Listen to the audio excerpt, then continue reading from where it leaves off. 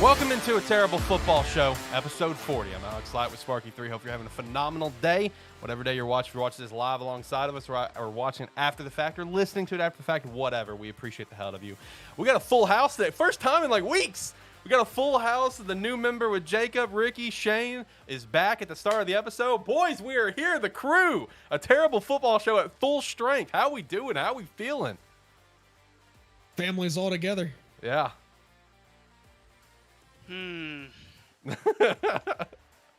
Ricky. I would have thought we would have been relying on the Dallas Cowboys and the Chicago Bears to top our football weekend off. What the hell, man? We're just going to sit here, lose to a Texas. I am dumbfounded. I am still, guys. Like, I have been holding this in for 3 freaking days. Well, hang on a second. Let me see here. Carry the 2, 4. Okay, 2 days. Anyway, so I've been holding this in for 2 damn days. We did everything. We outgained them. We should have outscored them. And then freaking KJ Jefferson to play Superman from the 5-yard line. He's 6 feet freaking tall.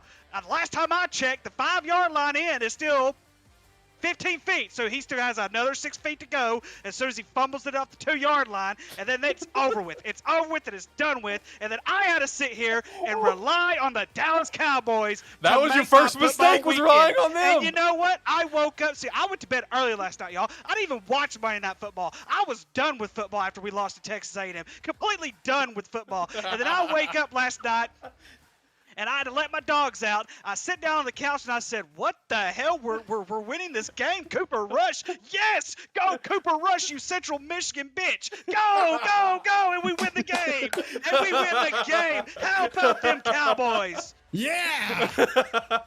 And you both picked against them.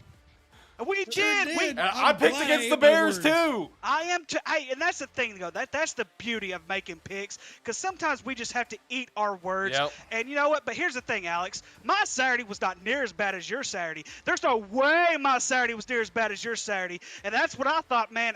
My Saturday sucks, but Alex's sucks even more. Miami losing to Middle Tennessee.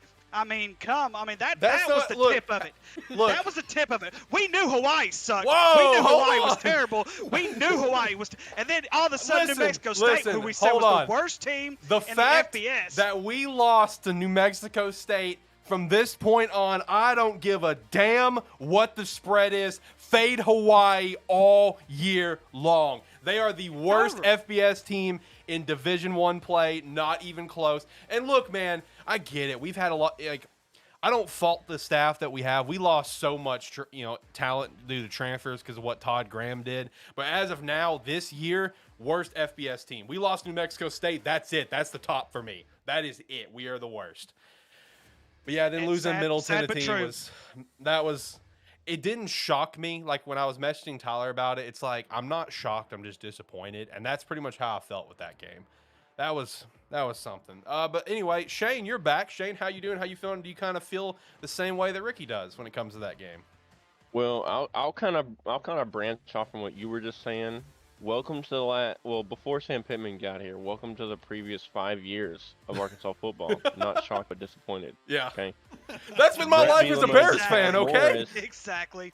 Brett Bielema into Chad Morris, that was our mantra. Yep. We're not shocked, we're just disappointed. Like, anyways. But as far as Razorback game goes, yeah, I pretty much didn't watch any football leading up to the Razorback game.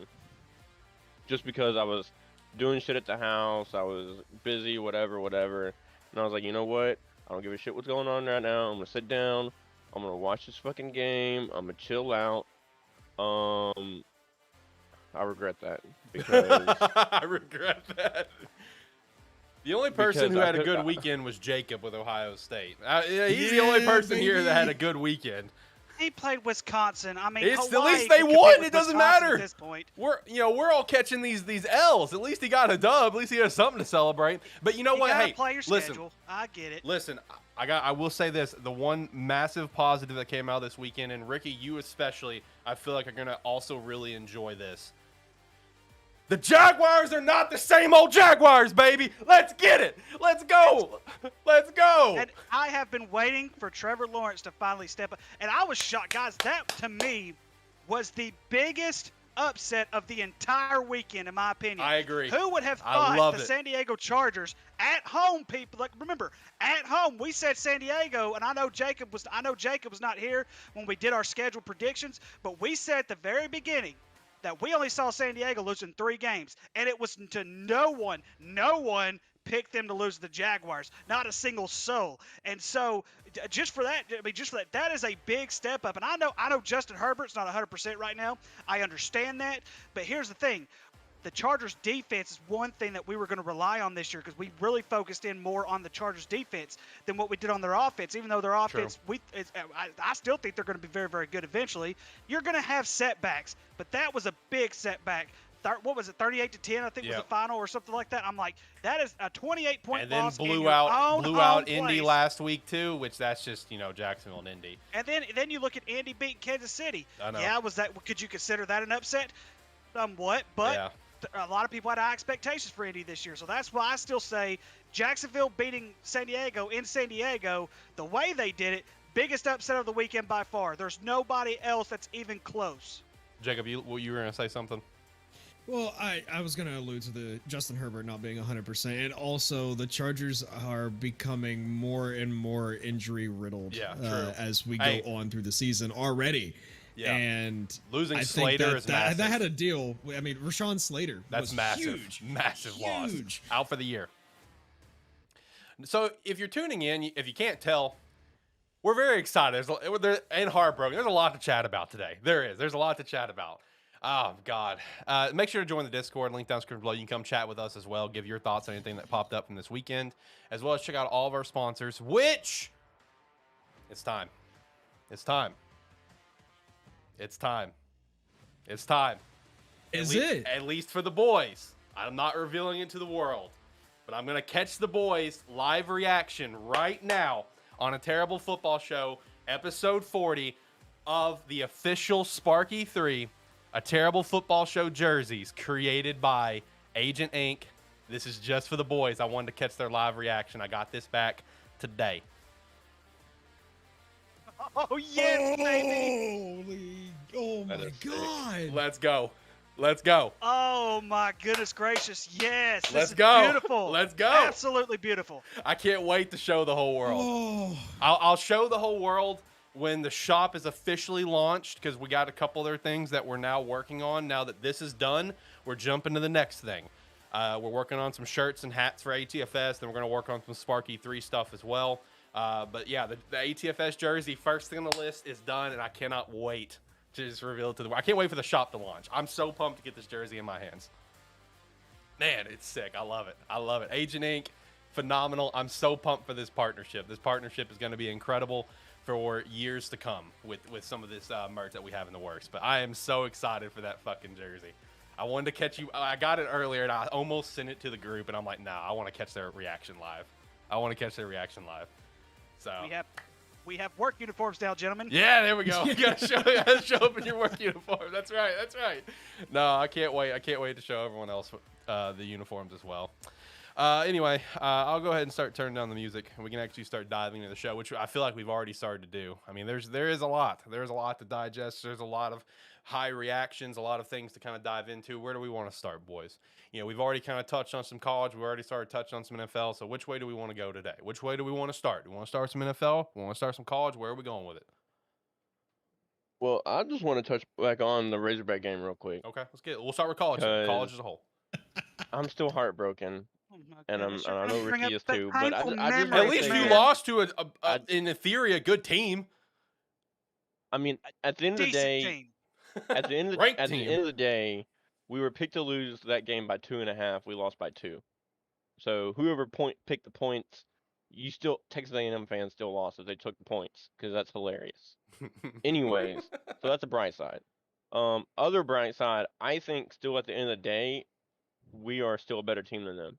I would actually agree. I would say you guys were the better team. You just weren't the better team on Saturday, unfortunately. Exactly. Because I think as soon as KJ had that fumble and that dude made a great play by not even handing it off, other dude pretty much took it from the guy's hands and took off for the touchdown. One of the smartest plays I've ever seen in a live college football game absolutely ridiculous. That was pretty insane. Other than that, it was just I think after that it just killed KJ. I think KJ took too much blame on him. And then after that he just, I mean, you saw for the next quarter and a half, he could not get anything going in the throwing game. He was missing guys high, he was missing guys low, throwing it too far out. Trying to do too much with his legs, trying to be the superhero. And then on the flip side of this, we had more passing yards, I believe, and then we had more rushing yards. We outgained them, like in the stats. We won that game. Only thing that we did not win is on the scoreboard. And on the flip side of this, I'm hearing all this fire Kendall Browse, fire Kendall Browse. Kendall Browse is still one of the best offensive minds in the game.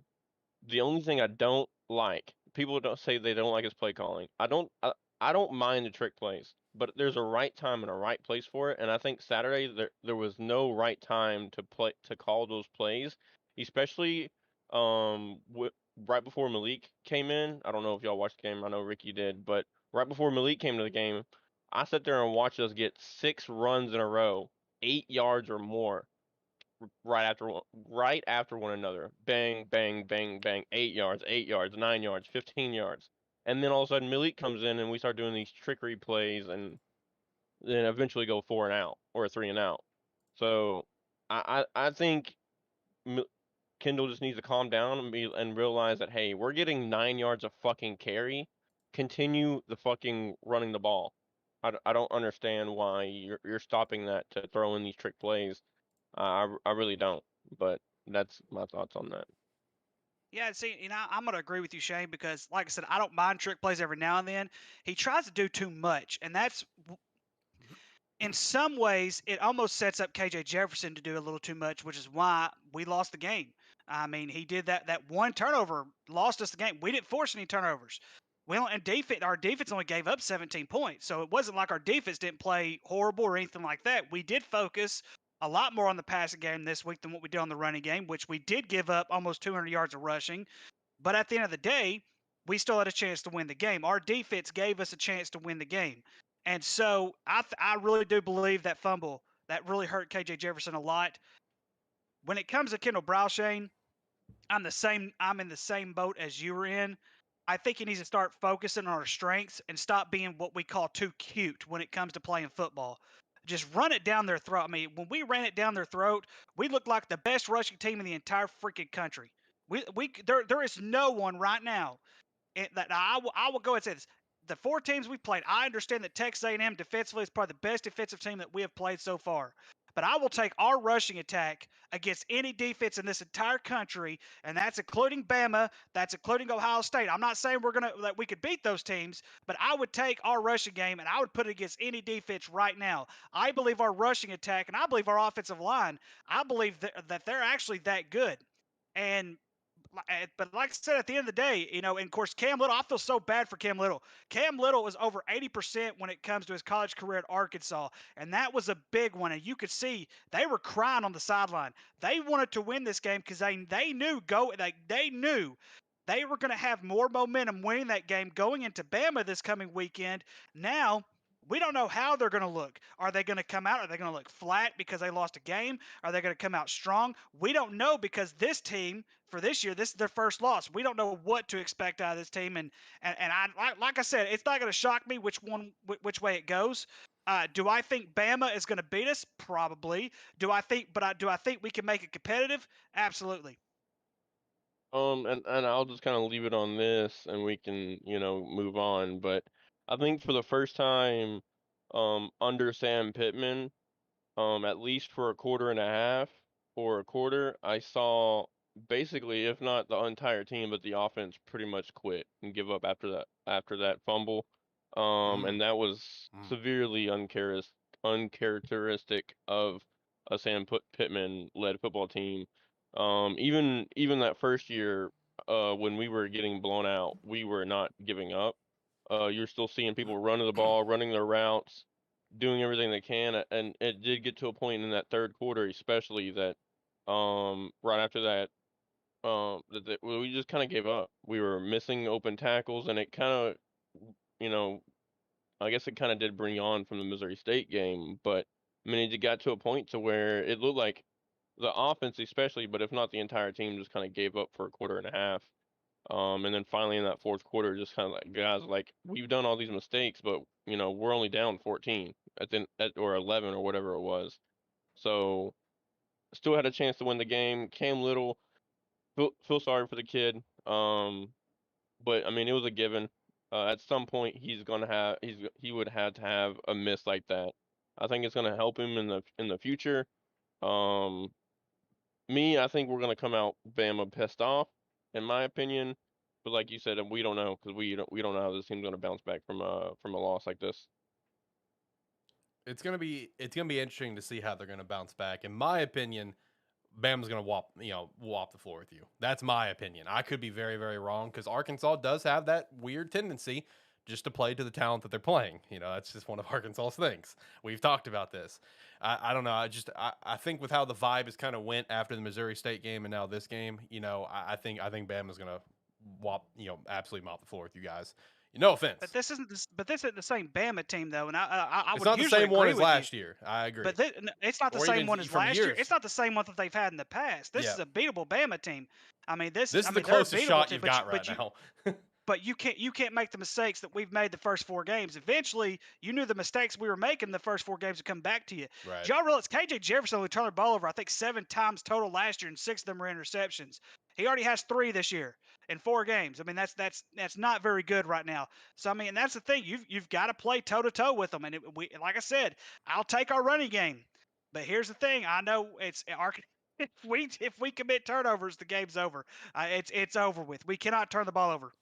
Yeah, no. Yeah, I mean, the definitely. one bright side that comes from this game, I didn't see that many penalties that we saw from the first 3 games. That absolutely was like killer penalties. I mean, I know all penalties are kind of tough to come back from, but there wasn't necessarily, the ones that were like, okay, that one hurts a little bit more than the others.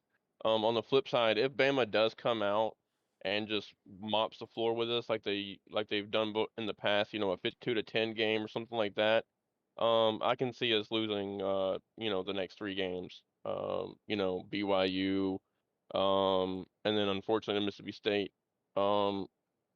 Even though Mississippi State, they're a team that is one game they're playing like they're, top 3 team in the West. And the next game they're losing to LSU. So again, who knows? But if they come out and Bama mops the floor with us and like just beats us like a redheaded stepchild, then yeah, I can very well see us losing 2 of the next 3, or if not all 3 next games. Jacob, it looks like you want to say something there. I want to say something, but I think I Smile might on get your some face. I think I might get some heat for it. I might get some heat for it. Get some heat, dude. Hey, listen. At the end of the day, regardless if we agree with each other or disagree with each other, Jacob, this whole entire show is not to hold back. It is to tell your opinion. All right. If I have to tell you to read between the lines, it's okay. At the end of the day, I'm still gonna love you, man.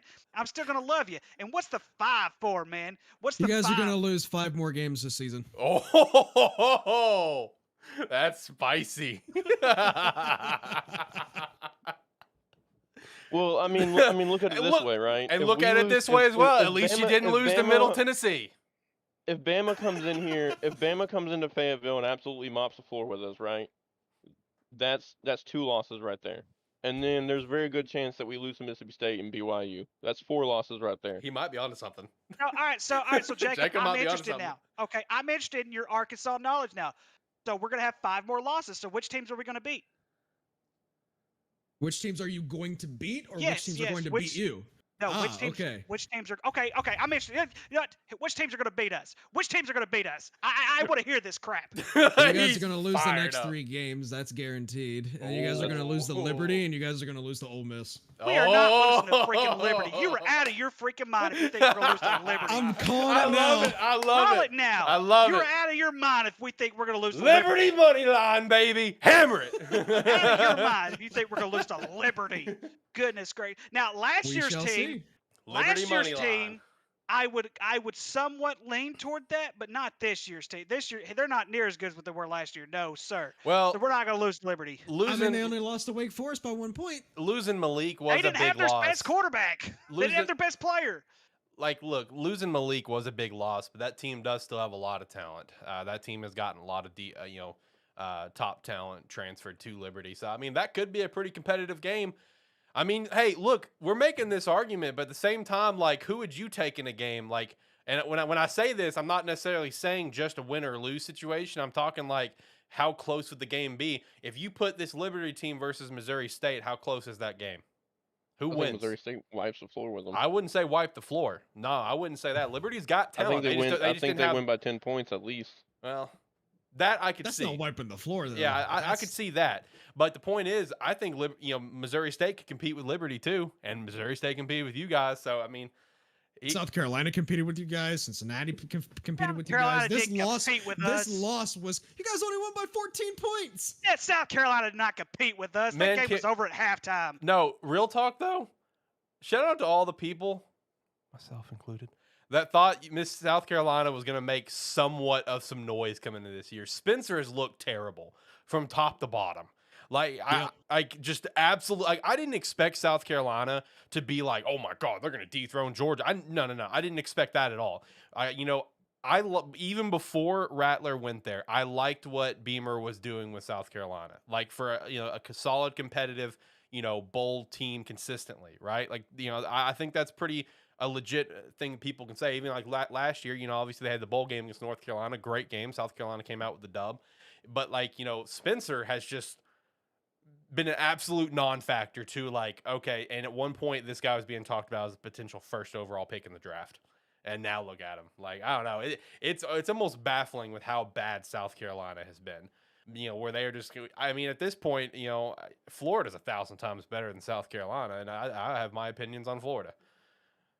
I don't know, man. South Carolina looks rough.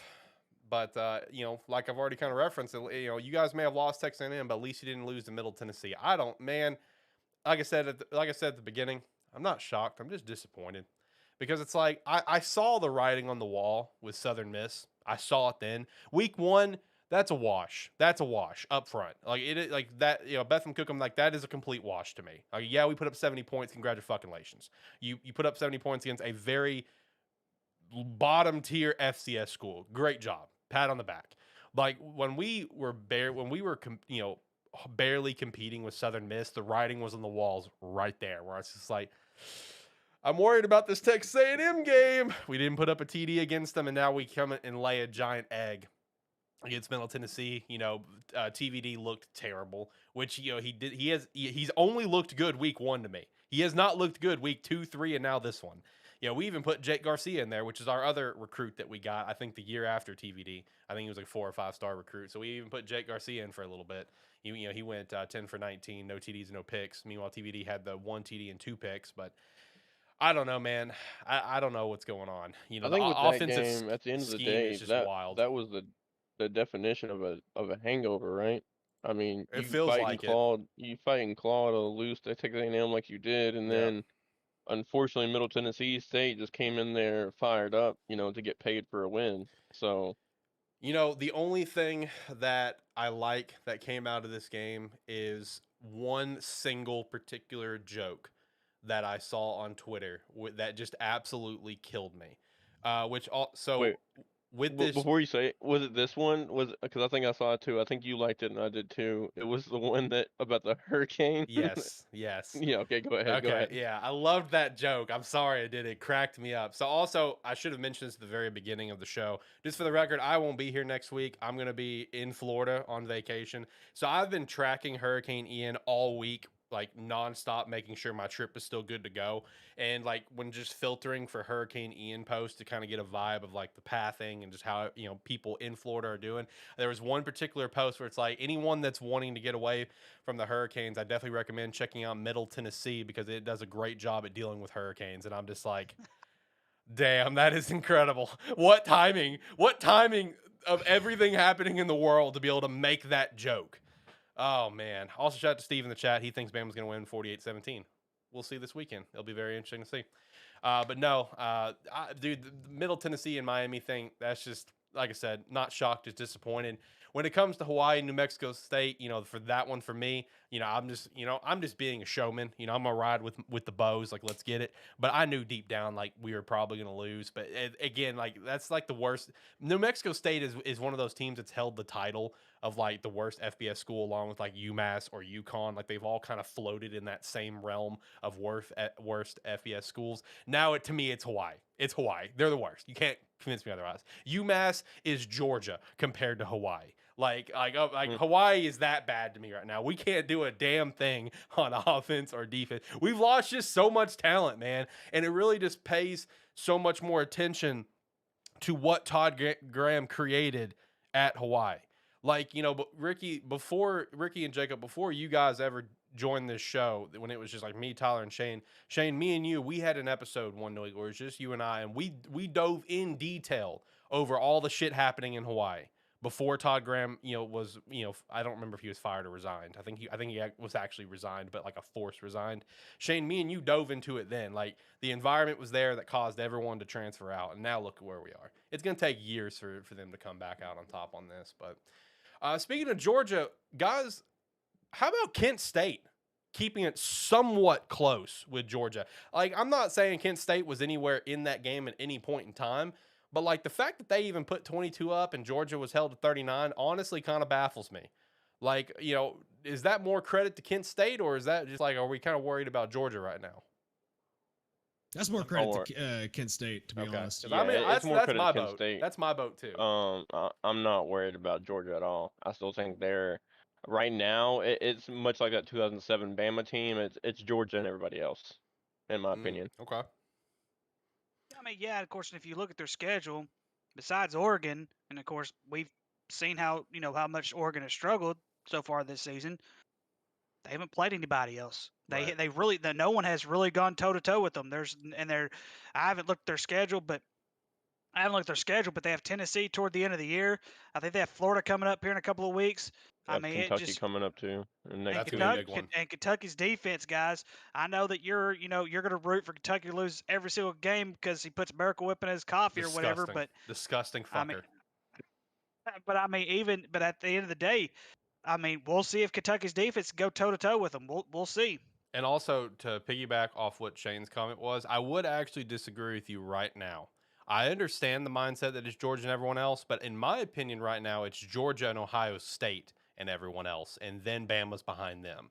I know rankings say otherwise, but like with how Ohio State's been playing, I would consider Georgia and Ohio State right now in the same realm, and then like Alabama being right behind. At least that's in my opinion, because I have been tuning into some of these Ohio State games. I know they haven't played like, and Jacob, obviously you can probably agree with him. You guys haven't played like the top end talent besides in theory Notre Dame, which. Yeah. Can you make an argument that they're not top end talent? But you guys have some big games coming up. But like the point is, like you're staying consistently dominant every single week, and that's one of the big things. Like at least that's how I view it. I view Ohio State and Georgia in their own realm right now. Alabama right there knocking on the door. That's kind of how I view things at the moment. I would definitely put.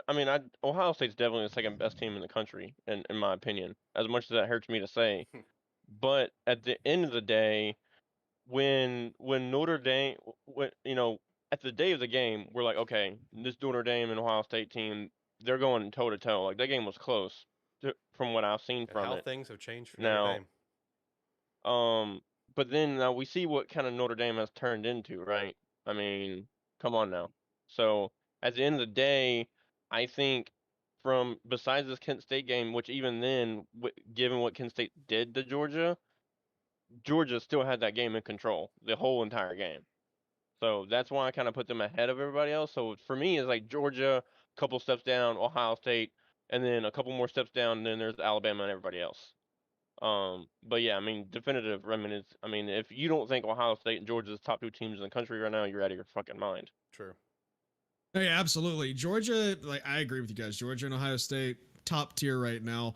There is a decent gap in between Ohio State and Alabama, and then there's just a huge gap between Alabama and teams like Michigan, Clemson, USC, because I don't even think Michigan should be in the top 4 at all after what happened to them.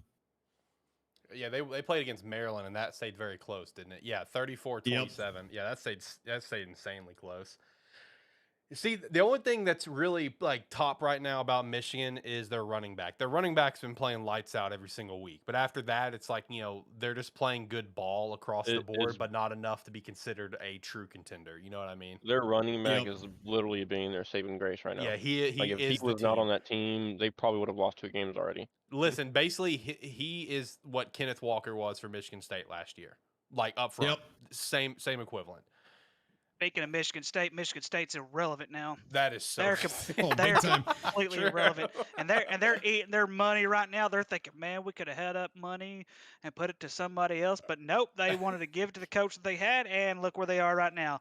And I'm just going. I don't know how many games they're going to win this year. It's that bad, y'all. 7 points against Minnesota, which Minnesota beat the dog shit out of them. Hey, Minnesota, look, Minnesota is much better than I thought they'd be, so far up until now. But 7 points? I know. And your defense played like that? Oh no, that's horrible. Yeah. That's horrible. Yeah, and I knew coming into the season Minnesota was going to be probably the best team in the West, and I knew they were going to be top contenders for the Big Ten.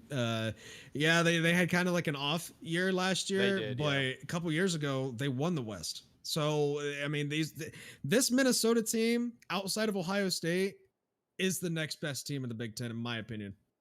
I could probably agree with that. I mean, it's either as a team, completed team, yes. But just in terms of of where things kind of stand, I still got to go with Michigan because, again, that running back is literally putting the entire team on his back.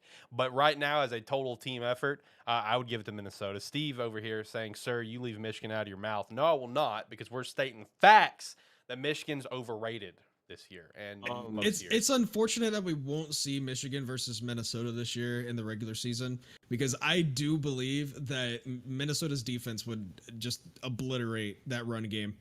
It's okay. We'll see Michigan and Minnesota in the Big Ten championship. Hey, yo. It's not gonna happen 2 years in a row, buddy. They had their one and done in the last decade. They're good for the next decade. Jacob, right now, I'm just talking shit. Yeah, he just hates Ohio State. At the beginning of the season, I said it clear as day. Ohio State could possibly win the national championship this year. I said it at the beginning of the season. I'm still going to stick with it. And I'll just be honest with you.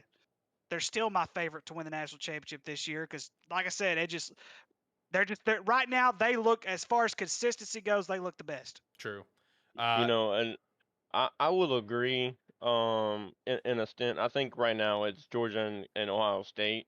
The only thing that scares me about Georgia is they have not and probably will not face an offense like Ohio State has.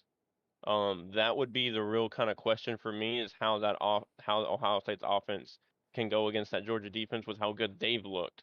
But real quick, I just want to kind of flip scripts. I know we have this on there, but let's talk about that. Can we please talk about this AP Top 25? Yeah, please. Okay, Jacob. Because we lose to a team that was picked to win the game. By 2 points, by 2.5 points, we lose by 2. I know you can't technically lose by 2.5, but technically, if you're favored by 2.5, technically it would be 3. But anyways, we lose to a team by 2 that we were basically picked to lose by 2-2. And how the fuck do we lose 10 spots in the AP Top 25? It's because they lost to App State. And that's the big key, because you look at App State. Had App State beat James Madison, we might have had a better case. But the fact that James Madison came all the way back, it was like 28-0 at halftime. Who would have thought? Who would have thought they would have come back and done that? But yes, it's because they lost to App State. But here's something else to point out. You look at where was it? You look at BYU. BYU, they're ranked underneath Baylor right now. And didn't they beat Baylor a couple of weeks ago? Yep. That's true. And then you look at Utah. Utah shot right back up to number 12. How? How are you going to – how can you justify that? There's no way you can justify that. None whatsoever. I'm still pissed that K-State is only 25th, I'll be honest.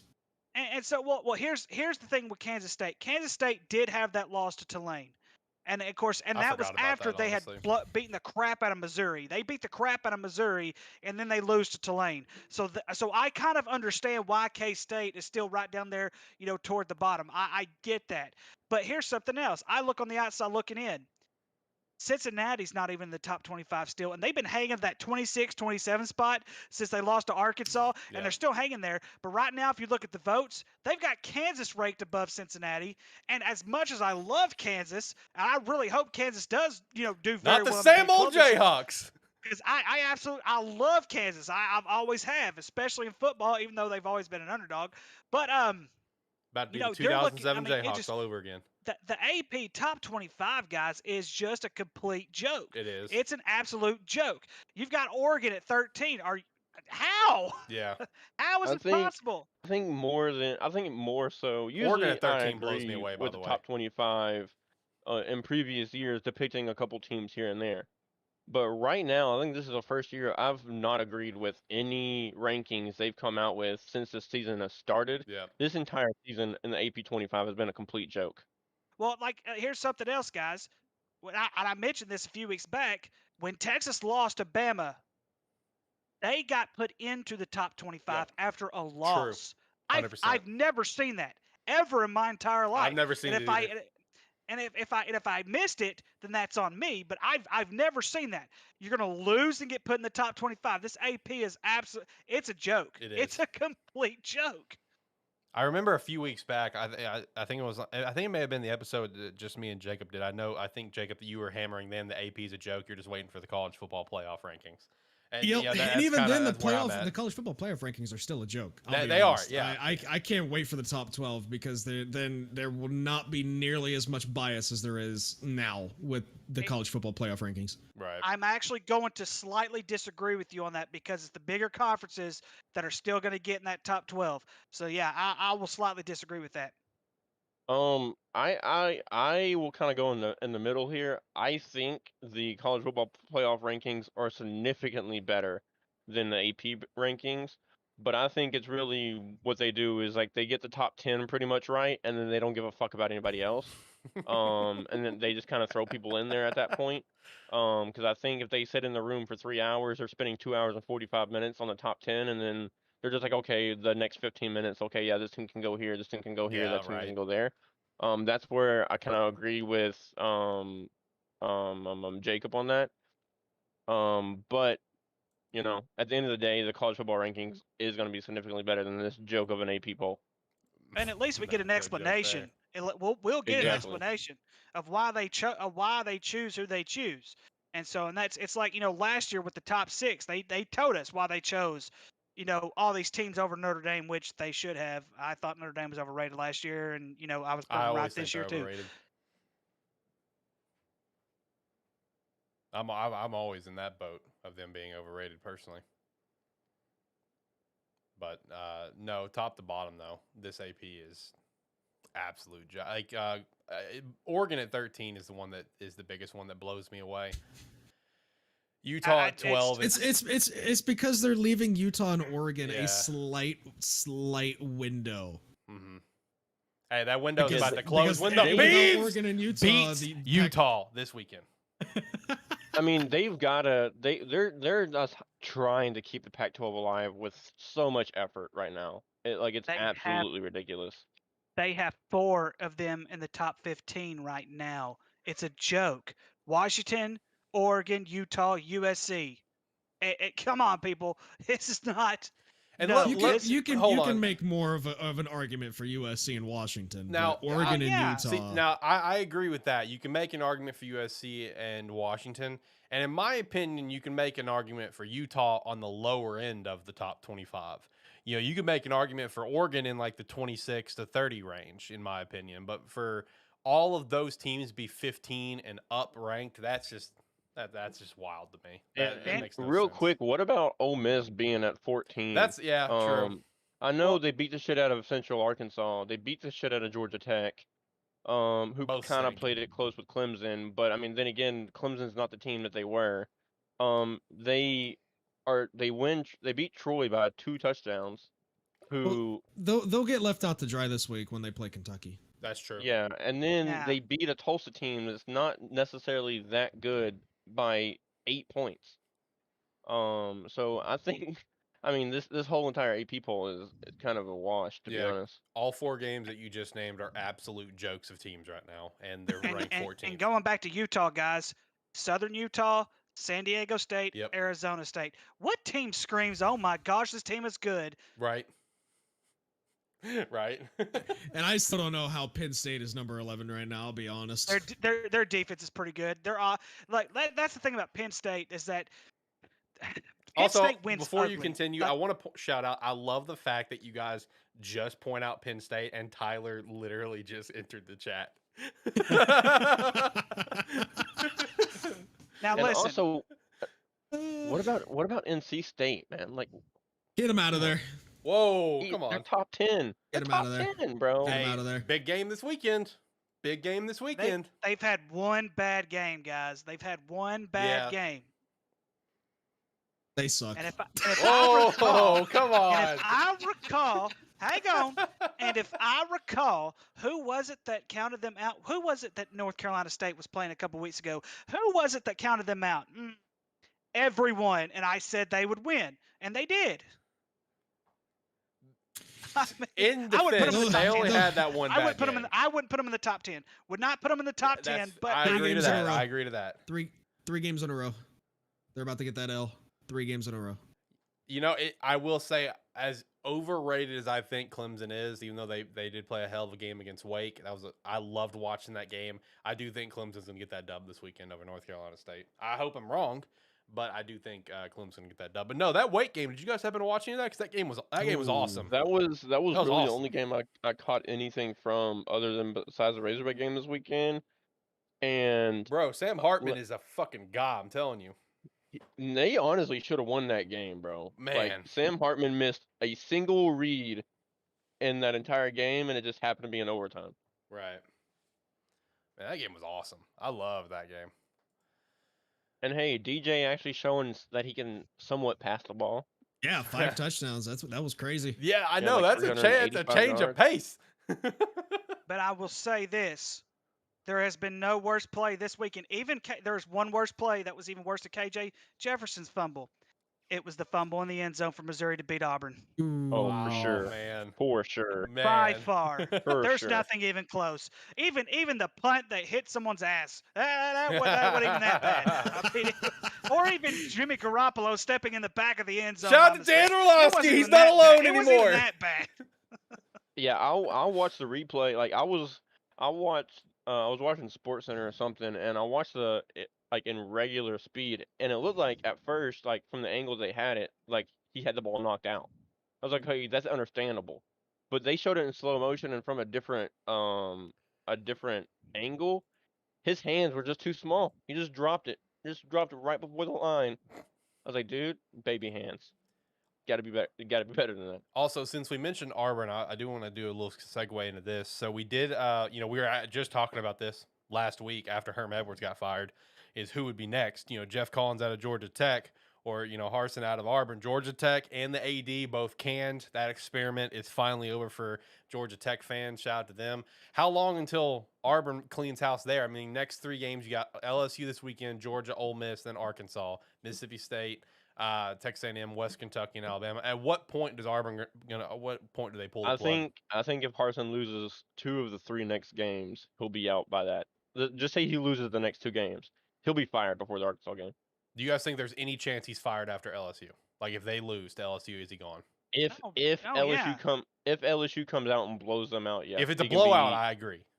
Yeah. Well, yes. If it's close, if he gets blown out, if he'll get blown out, it'll be like Arizona State did with Herm Edwards. They'll meet his ass in the end zone. Yeah, I saw that. I said this at the beginning of the season. Missouri was going to be the worst team in the conference. They're not going to win a conference game. They're not going to beat Vanderbilt. They're not going to beat anybody. And then Auburn. I mean, they should have beaten Auburn over the week. I mean, if that Missouri player does not fumble the football, we're talking about 2 coaching firings this weekend. I'm telling y'all, it's going to happen. It's inevitable. They might as well just go ahead and get rid of it. They're not winning another game this year, guys. It's not happening. I think if Auburn would have lost this week to Missouri, we would have been talking about who's the next coach of Auburn right now. Okay. Tyler also throws out there Bama beating Arkansas by 38, and Arkansas gets that Penn State treatment and goes from highly ranked to unranked in 2 weeks. He also says after Western Kentucky, he's donezo. The fact that Auburn is 3-1 and we're talking like he's 0-4. That's a great point. That's how we are talking about this, but he stinks. They played Mercer, for crying out loud. Anybody can beat Mercer. That's true. That's true. And they let Mercer put up 16 points. That says a lot. I mean, Arkansas probably they'd probably let them put up about 30, but that's okay. Well, I think I know the next coach is going to be fired after this weekend if they lose. Who? David Shaw from Stanford. That's true. And I think they're gone. I think he's gone. Yeah, no, Ricky, was it you that said it last week that David should have left a long time ago, or was it you that said that at some point? Yes, he should have resigned a long time. He should have went somewhere else. Yeah. When Andrew Luck left, he should have just went bye-bye. I mean, he could have. Well, he had Hogan for a little bit too. And he did, and I will give y'all that much. Yes, he did. And so, but yeah, David Shaw is definitely a good one. I don't know if you guys have ever seen the Coach's Hot Seat website, but there's actually a hot seat for the Coach's Hot Seat rankings. It's actually pretty funny because they have Jeff Scott from South Florida. It's inevitable that he's gone this year. They have Jimbo Fisher number 7 right now. Jimbo Fisher's seat's still hot. I mean, it's still hot, but we'll see as the season goes on. I think he's pretty much secured his position for another year there. I think he's secured. I don't think so. I think so. At least a year. If he still pulls out somewhat of a 6-6, 7-5, 8-4 season, if they don't get to 9 wins, Texas A&M is still going to want that man's head. I don't give a shit what you say.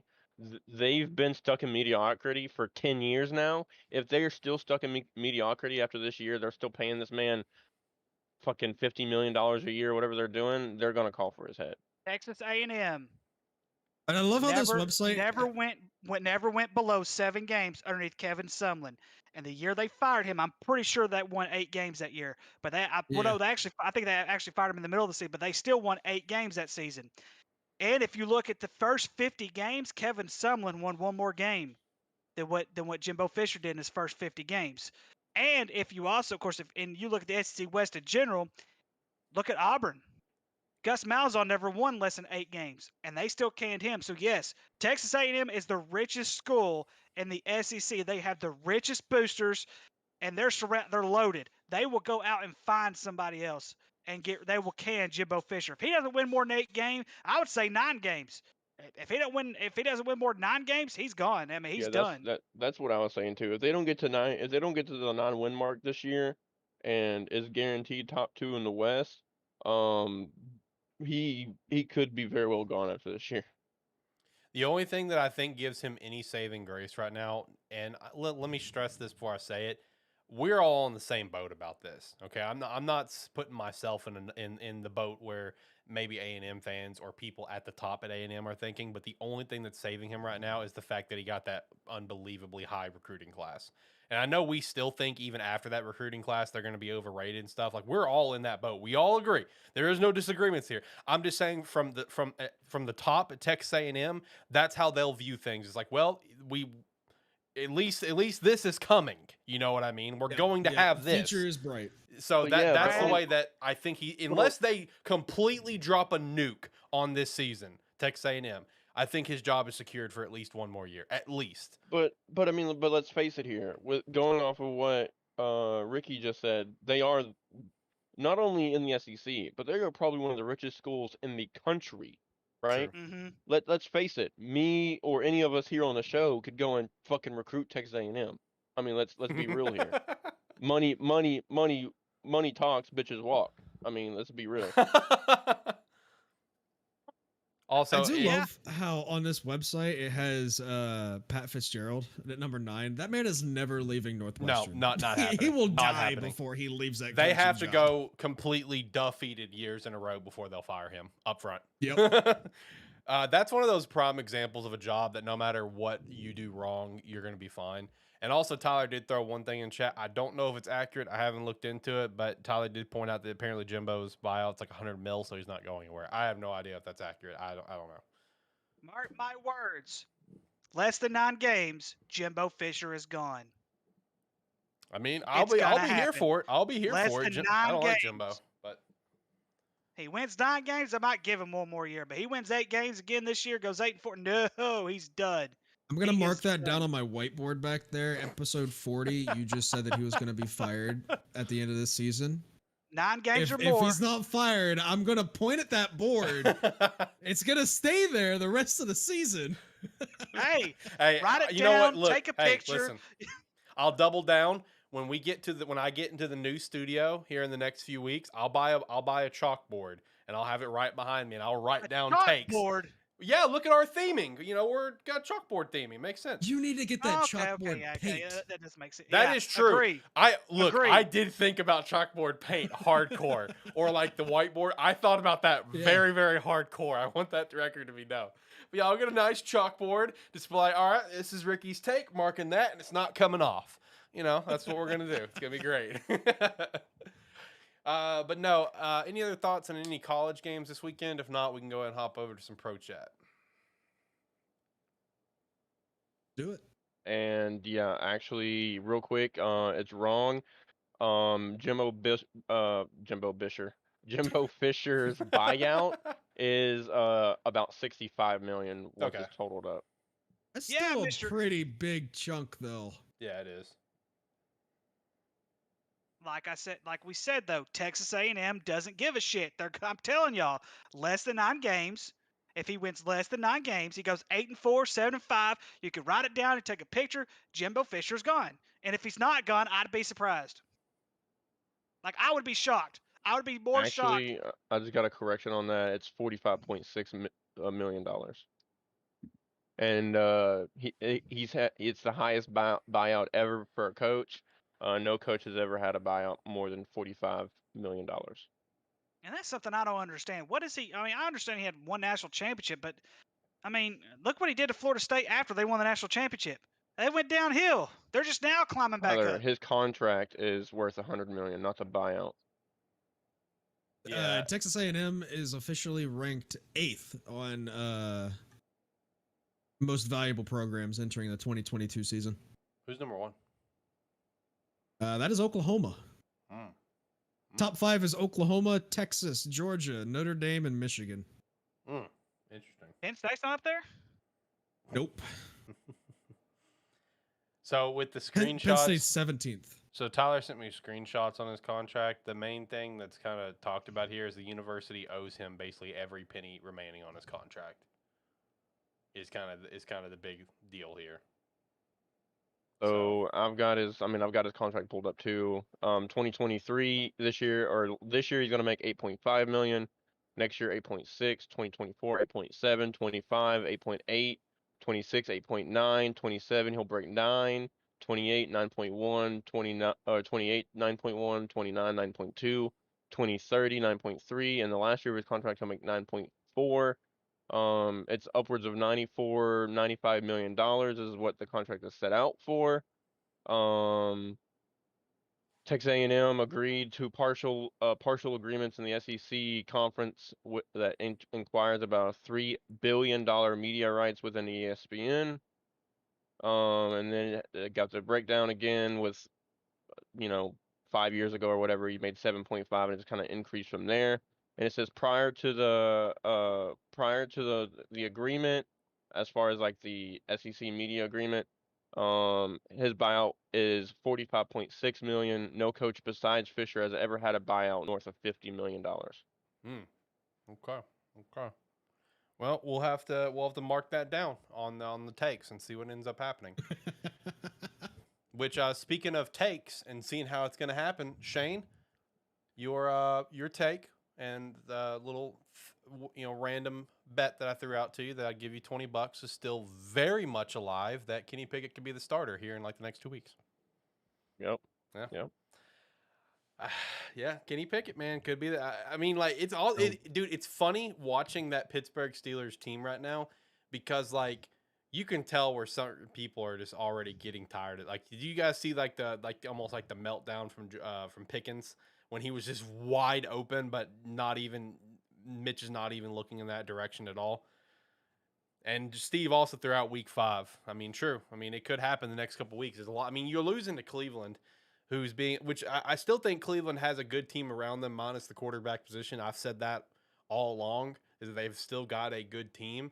But like that's a game that Pittsburgh should have won 100%, but they just didn't. You know, I feel like it's coming down to Matt Canada, the offensive coordinator, and I still think it's just coming back to Trubisky. Honestly, I'm still on the boat. I just think Trubisky is so stupidly overrated that it's unreal. They need to feed Najee Harris more. That is also true. They need to do that a lot more. You know, can't get that run game going. But Pickens is looking like an absolute beast. I will say that. That was an insane catch that he made. I'm assuming we all saw that, but that catch was absolutely mind-blowing. Sure. If you didn't see that catch, you live under a rock. Basically. And in terms of like just, you know, teams just like, you know, just not doing what they need to do, even though the Bears won, the Bears still look like shit up front. Up front. And, you know, I saw a lot of – listen, they look like shit. I don't understand. I don't understand. They look like shit. You have been dogging the Bears, your own team, even before the season. And I told you 10 wins, and they're already at 2. You said you could see them going 0-3 the first 3 games. Those were your words. You said you could see it, and you know what? They went 2-1. I think that's a pretty good start for you guys are tied for the North. I said you're going to get second in the North. Look, so, I mean, you know, all we're doing is setting us up how we were a couple years ago when we were like 5-0 and we were the worst 5-0 team in NFL history. Like, I mean, look, guys, like, first off, I am a Bears fan, yes. And this is going to sound very hypocritical of me because I've been roasting Tyler nonstop for a week and a half about being one of the worst sports fans in history. But I want the record to be known, Tyler takes it to a brutal extreme. Tyler, you are one of the worst sports fans ever. I want that record to be known. But I was really hoping the Texans won this weekend because I really wanted Lovie Smith to get that dub. I really, really did. Because like he's so close. We never should have fired him when we did. Never should have done it. And I really wanted that dub to get it for him more than anything. But like when it comes to the Bears for me, it's the same thing that I've been harping on for 3 weeks, and I was texting my buddy Brady about it, who's been on the show a couple times, and he asked me my honest thoughts on the Bears, and I broke it down step by step. And when talking about Fields, my exact words were, I don't know if Fields is stupid or just shackled to the system. I don't know which one it is. I just don't. Because like every single week right now, it's the same thing. See, I think it's shackled to the system. I really do. Like, we are horribly shackling him to the system of go through your progressions because it kills me because, like, we don't even have a great receiving core. Our receiving core is mid as shit, right? It is. But, like, even though it's mid as shit, we are still getting receivers that are busting open routes and getting completely wide open for solid 20-plus yard or TD gains, right? But yet still, we're just going through the progressions and we're not just playing quarterback, like I've been saying. And it just kills me. You know, once we get to a point maybe this year, where we just let the kid play, let Justin be Justin, then I'll have a different opinion. But as of now, my hopes for this season, obviously, were already low. This season was never going to be our year. This season was going to be let's see what the team does, right? Let's see what this new regime does to build hope. Next year is when my expectations are going to go up. Because we have $100 million fucking dollars to spend in free agency, and we better spend it. Okay, it's about time you guys have money to spend. So next year, my expectations are very high going into the offseason. This year, it was always like, okay, year one, new regime. We went cheap in the offseason because we're saving for next year. Let's see the potential, right, of the rookies, these young guys and stuff. But I don't know. We got to figure out the offensive side of the ball. We got to. We've got a lot of good pieces in place. I like our secondary. Kyler Gordon has given up a lot of yards, though. But Brisker is looking phenomenal. That's great.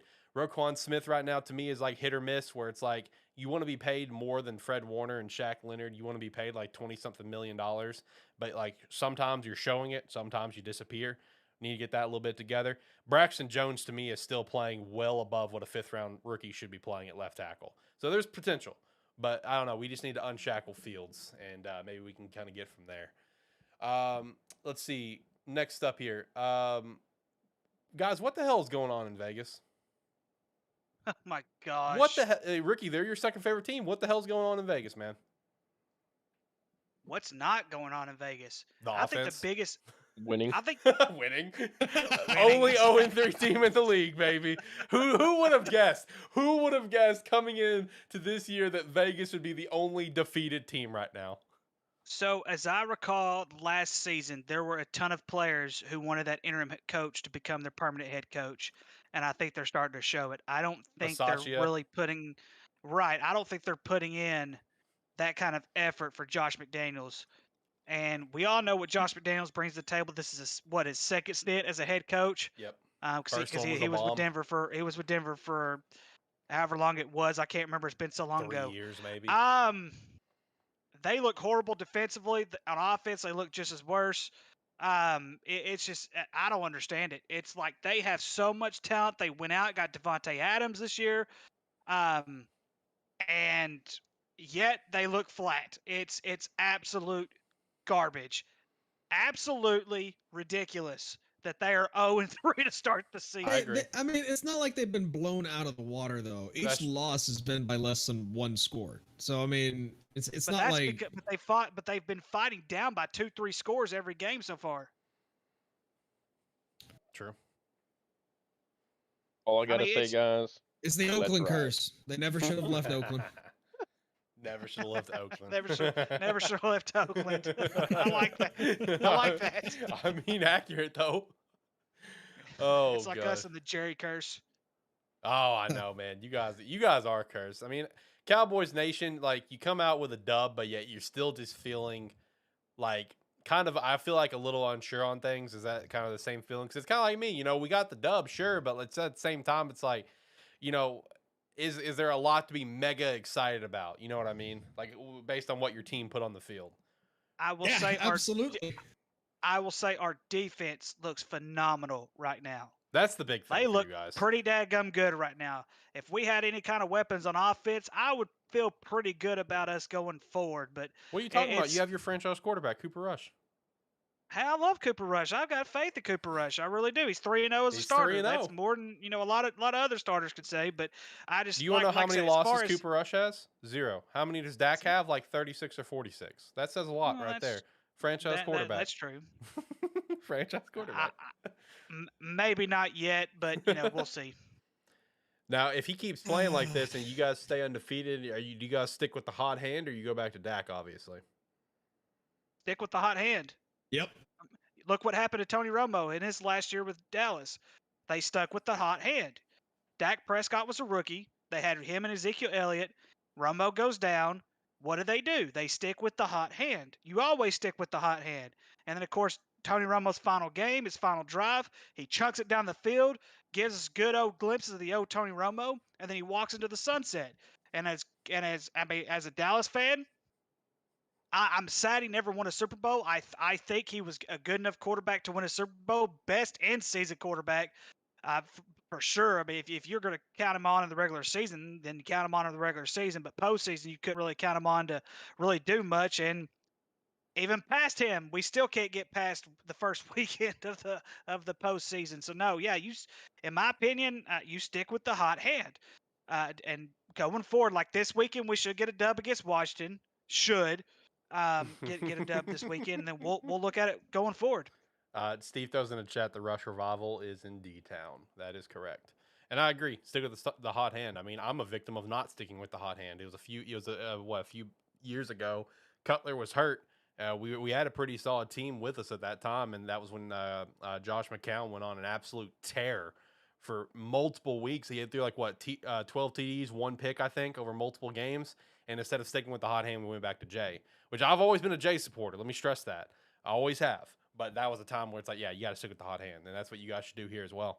So Dak needs to watch out for his job there. I like the jokes I've seen about that, especially from Mark Phillips with Supreme Dream, whatever, where it's just like, Dak, everyone's like, oh, yeah, man, this guy's our franchise quarterback. And, he's imitating Zach. He's like, oh, yeah, I mean, yeah, he's playing pretty good for, a backup. You know what I mean?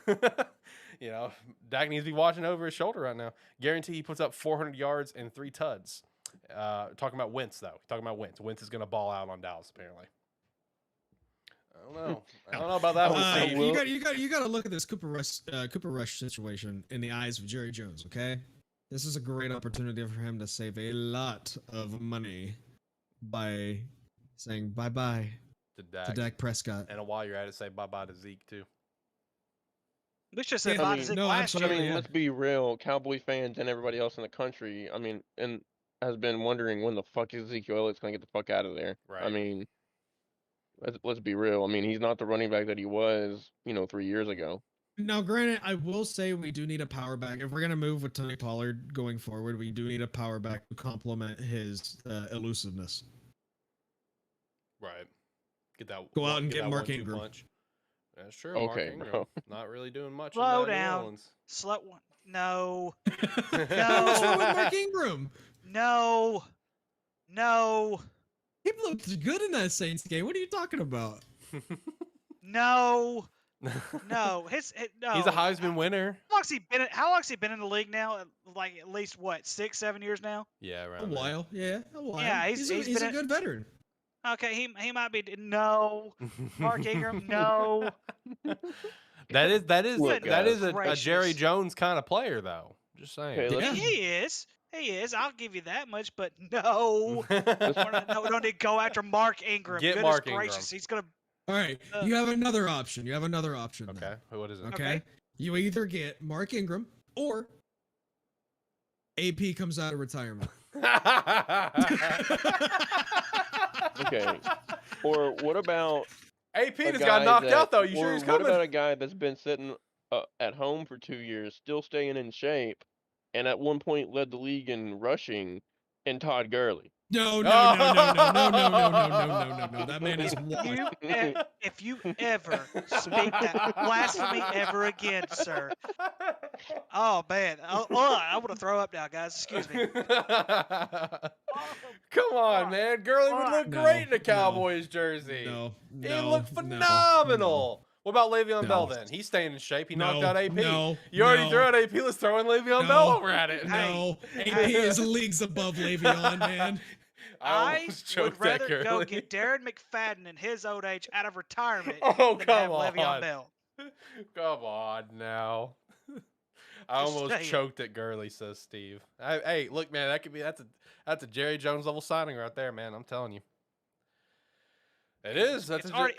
It's already hard enough to be a Dallas Cowboy fan. You have any idea how close over the years I have been to say, you know what, screw it, I'm done. I'm going to find another team. And yet here I am. I am still. Hang on. Before you go in, hang on. But hang on now before you go anywhere else. I have still stuck with my Cowboys. I'm still going to stick with my Cowboys. However. Now I know this is a football show, but if there you look shouldn't at even have been a however in that sentence. Moving forward with it, because you just have to look at the situation. Oh my! No, situations are situational. We have been in way worse situations than we are now. Way worse. When Dak was injured 2 years ago. Well, yeah, when we had Andy Dalton, who should have been a better quarterback than what he was. That's true. But he wasn't. Yes, but he wasn't. That was 2 years ago. And of course, like I said, that season sucked. We know that season sucked. But I'm talking about Ben getting DiNucci is players. starting in a game, whenever Ben DiNucci is passing in a game for us. That's really that's down bad. Yes, but other than that, have we had that many down years? I do not remember having a worse year than when Andy Dalton was our quarterback. I don't remember it because it's like when you watch them, you could tell they weren't even trying to block for Andy Dalton. Like, here he goes, sack him, put him into retirement, because that's exactly what it looked like when I watched it. So no, I mean, I'm talking about There's a certain thing you do not do when it comes to professional sports in general. You look at my Los Angeles Lakers. I know this is a football show, but I want to bring up something right now. You look at my Los Angeles Lakers. Ever since they brought LeBron James in, I'm done with the Los Angeles Lakers. I'm completely done with it because one championship, and then all of a sudden we have 3 losing seasons with him. Like, come on, man. No, I'm done with it. No. Listening to all this chat about your Cowboys and like the situation you're in, and you can't think of another worse situation than when Andy Dalton's your quarterback. Just listening to all of this right now, the only thing I'm sitting over here is just like crying in Chicago Bears fans, crying in Jacksonville Jaguars fans. Life's so hard, guys. When you're used to winning, that's just how it works. Yeah, winning my ass. Okay. 1996. When was the last winning season that? How many winning seasons has Chicago had after they fired Lovie Smith? At least 2018, because that was when we went 12-4. 2020, we went to the playoffs. Shockingly, fired Lovey. I think it was 20 after the 2012 season, so 2014 season we had a winning season. That's the only three that I can think of. Okay, I was wondering. Yeah, we're just. I know I have a fellow Cowboys fan on this podcast, which I love near and dear to my heart. I absolutely love that. But the fact is, you have the audacity to bring up the LA Lakers in my presence is completely asinine. Now hang on a second. I became an LA fan because of one Kobe Bean Bryant, and there is no other better player. Now, I'm not saying better player, but he was my favorite player in the entire world. I became a diehard Laker fan because of Kobe Bryant, and a little bit before. I don't know why you feel bad for me. I still don't know why he's still a top 10 of all time and the greatest all time. I'm not talking about Kobe. I'm just saying specifically being a Lakers fan. But dude, I'm telling you, man. As a Celtics fan, hard. I agree. I'm telling you. I'm sorry. I'm telling you, it is very, very hard being a Laker fan post Kobe Bryant. It really was. And I'm done with the Lakers. I understand. I actually understand that statement you just said. I understand where you're coming from because it was harder than hell being a Maverick fan after Nowinski went away. But you got Luka now. We have Nowinski Jr. Yeah, you're rocking with Luka. You're having a great time right now. Yeah, absolutely. So 3 more games for NFL that I do want to kind of point out here. Number 1, Buffalo and Miami. Number 2, Baltimore and New England. When the hell is the Ravens going to pay Lamar Jackson? And lastly, let's actually start with this one so he can get a chance to chat with his team. Shane, what the fuck is going on in Denver? Let's ride. Move on. No, come on. What is going on? Peyton Manning himself said that they should have taken that $200-something million and give it to the punter. That was Eli. That was Eli. It was Eli. That was Eli. I thought it was Peyton that said that. My bad. Broncos country, let's ride with those 11 points. Yeah, exactly. Let's ride. I forgot who it was.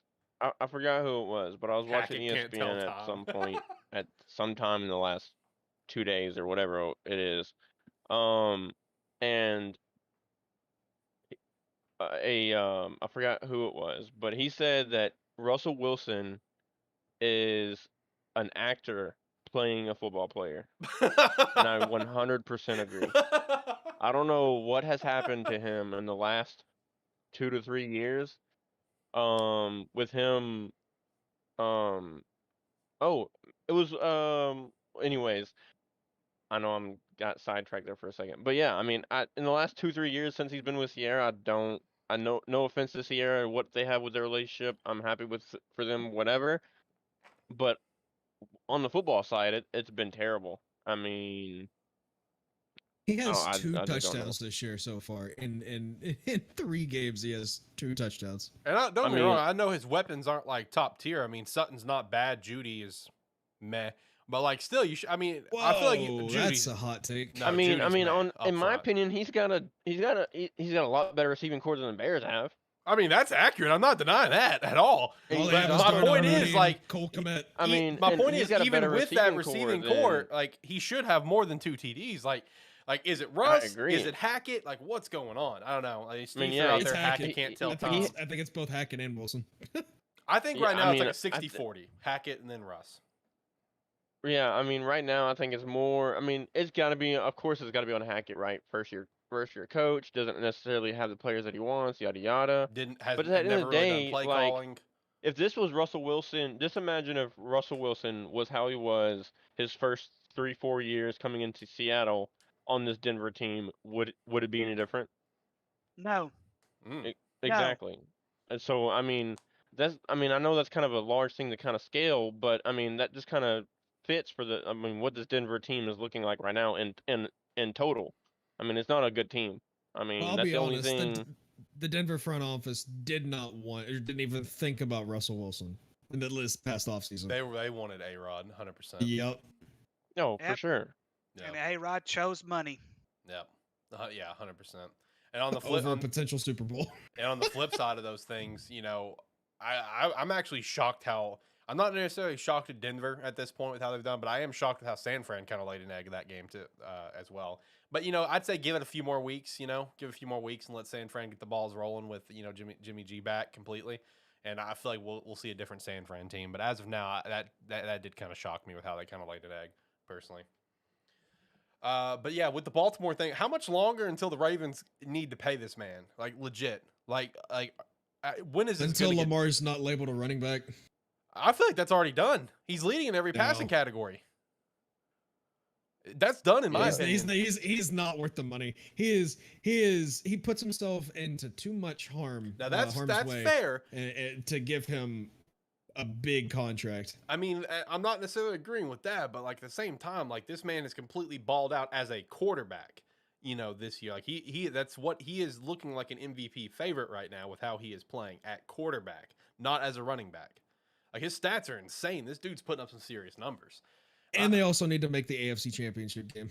Now that is true. Well, I mean, I think one of the things, guys, that we need to look at the Baltimore Ravens right now is how depleted they look on defense. They look absolutely terrible on defense. That's I think true. they're giving up the most. I believe they're giving up the most points in the NFL right now through the first 3 games. I'd have to go back and check that stat, but yeah, I'm pretty sure they're giving up the most points in the first 3 games so far. They're tied for 8th in the league. Okay. So I thought they gave up. Didn't they give up like 40-something points to Miami? But on average, it's 25.7. That's still quite a bit for the NFL, though. Yeah, that is still quite a bit. I don't know, man. I don't feel like it can go much longer. I feel like we'll get a contract extension here in the next few weeks, honestly. That's kind of my current prediction, but we'll see. He's representing himself, so I don't know. May not take the time for it. That's the thing. When you represent yourself, it's like going to court. Yeah. You never represent yourself going into court. It's the same way when you're dealing with a contract. There's a reason you have an agent. There's a reason you have someone to go in there and back you up. It's because these agents are trained. They know how to negotiate. They know the ins and outs of it, and that's just the biggest thing right now.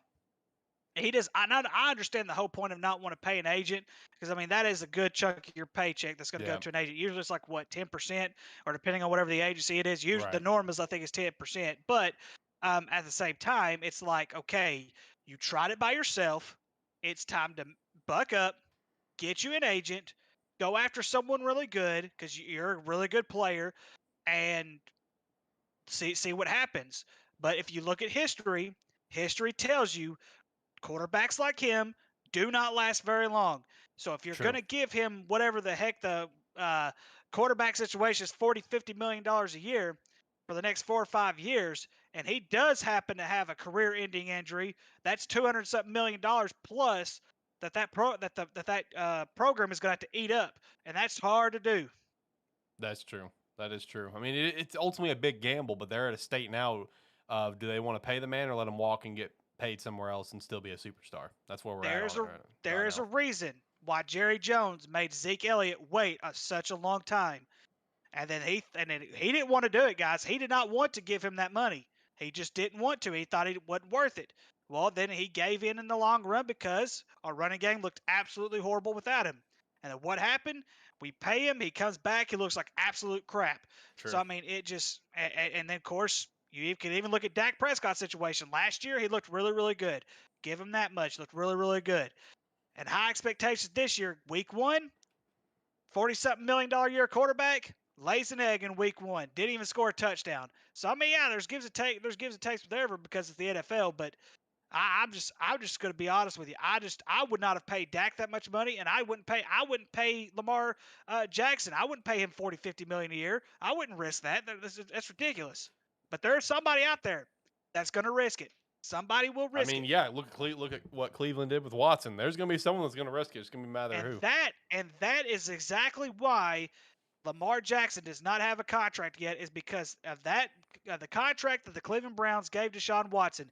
They gave Deshaun Watson, a guy who had not played a down in the NFL in over a year, $50-something million a year. And that's where he's been working his butt off. And I know he got injured at the end of the year last year, but 2 years ago he had an MVP top season, and He feels like he deserves it. They're like, look, you're gonna give somebody who hadn't played a snap 50-something million. He still hasn't played a regular down for the regular season. And of course this year he didn't get that much, but I'm talking about in the long run, he's still gonna get that money. So no, I mean it's a risk. It's a risk, and like I said, Baltimore's defense looks depleted right now. They have so many other issues right now than quarterback.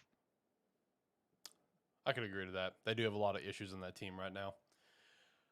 No, it'll be interesting to see what the Ravens going to end up doing if it does last all year long, where he just rides out the contract after all, and we'll see how it goes in this offseason. It's going to be a storyline to follow for a while because they're just going to tag him. They're going to tag him a couple times, kind of like Washington did with Kirk Cousins before they finally split ways. I mean, it's going to be the same thing. They're just going to keep on tagging him, and he's going to get a lot of money that way. All right, last NFL game let's chat about, then we get over to some picks. Buffalo and Miami. So I am kind of curious with how this game went, because even like when me and Brady were chatting about things, he also asked me my thoughts on Tua. What are you guys' thoughts on Tua? Is this guy legit, or do you think it's just because of the pieces around him? Because I think it's the pieces around him. I really do. If it wasn't for Hill, Waddle, and Mike McDaniel as the head coach, I don't think Tua would be what he's doing right now. That's my opinion up front. I would agree with you on that. Also, I think that the Dolphins might be in some trouble. I do think that Tua didn't actually pass the concussion protocol. I mean, you saw. Well, they said it was apparently as a person who's had numerous 7 concussions in his lifetime. That man had a concussion. There's no way, shape, or form that man did not have a concussion with how he waddled off the field. They're trying to play. They tried saying it was a back injury, is what it was, and like they're whatever head injury. That's how they were trying to play it off, was a back injury. That whatever got tweaked in his back was messing with his ability to walk at that time. They were trying to secure the win. Yeah, and they knew they weren't going to be able to do that with Teddy Bridgewater.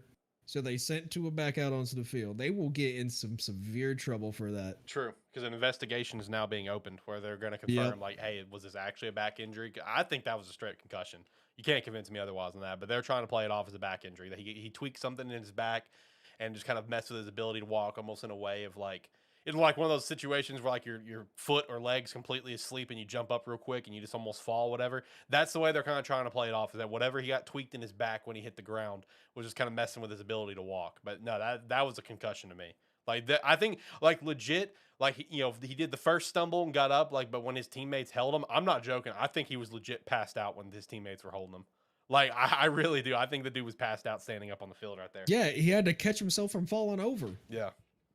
There's no way. But to go back to your original question, Waddle and Hill, those two are the offense for the Dolphins. I also want to give a ton of credit to Mike McDaniel too, because Mike McDaniel is doing such a phenomenal job with this team, to the point that it's now raising questions around the league. Who was the actual genius in San Fran, Mike McDaniel or Kyle Shanahan, because of how different that San Fran offense has looked, run game and everything. It's just drastically looked different, even though they have some of the same pieces. They lost a couple of backs too, Mike McDaniel in Miami, but a lot of the same pieces, and it's just a drastically different team. Who was the actual genius? Or I want to give a lot of credit to McDaniel. He's doing phenomenal 3-0. I mean, let's be real here, right? If we're not gonna take, a quarterback, if we're gonna be like, say, hey, he's a good quarterback, he just doesn't have the pieces around him. How can we fault Tua and that coach? How can we fault them for having the pieces around him and making him better? Yeah. So I mean, I agree. I mean, I think Tua still deserves a starting quarterback position in the league, but is the pieces around him making him elevated? 100%. But you can't fault him for that. That's what his coaches did and his front office did to put him in that position. That's why they're sitting at 3-0 right now.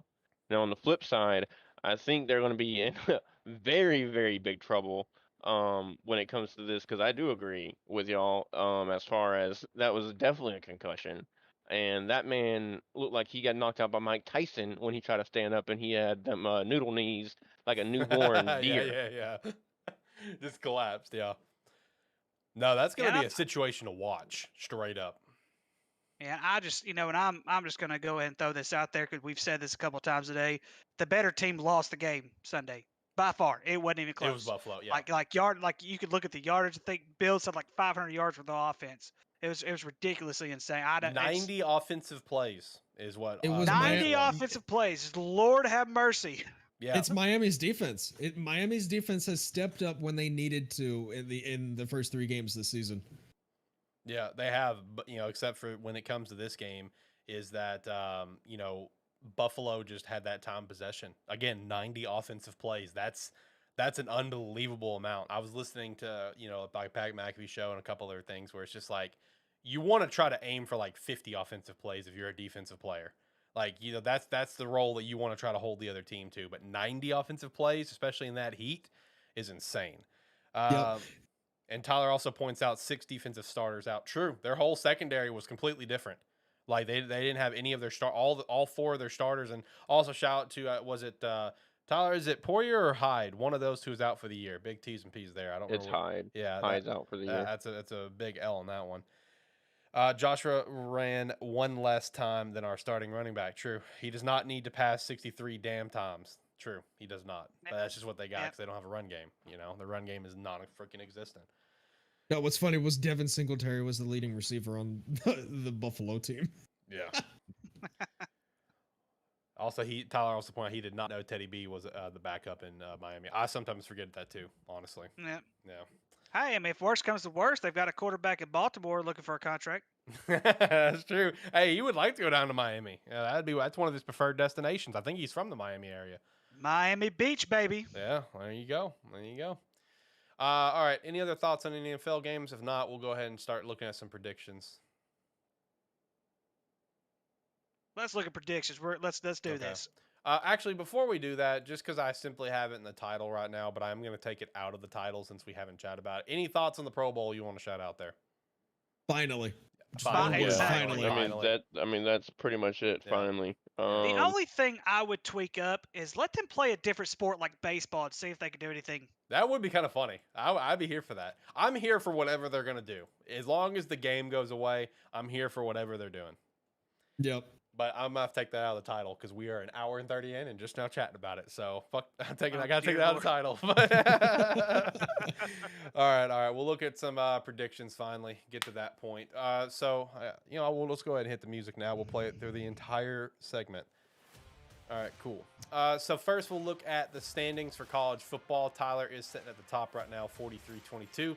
Ricky, you're in second with 38-27. Me, Steve, and Shane all tied for third with 37-28. Jacob, you're sitting it right behind us at 36-29. Iggy 34-31 and Brady 31-34. All kind of went the same this past week too. Jacob, Ricky, and Tyler all went 11-9. Me and Shane 10-10. Brady 9-11. Same with Steve and Iggy 7-13 there. So with the predictions, let's jump into some games, shall we? Let's start doing some actual calling here. All right, kicking things off for a couple Friday games. UTSA at Middle Tennessee. How we feeling, boys? UTSA is a very tough team, and we did see Middle Tennessee State coming off a hot win. UTSA, though, I think they've been in 2 different overtime games. I'm going to take Middle Tennessee State. Riding the high from the Miami game. That's fair. Yeah, give me the Blue Raiders in this one. Yeah, and I'm going to agree. I've been a big fan of UTSA ever since last year. They had an amazing run. They kind of let me down this year to start off the year.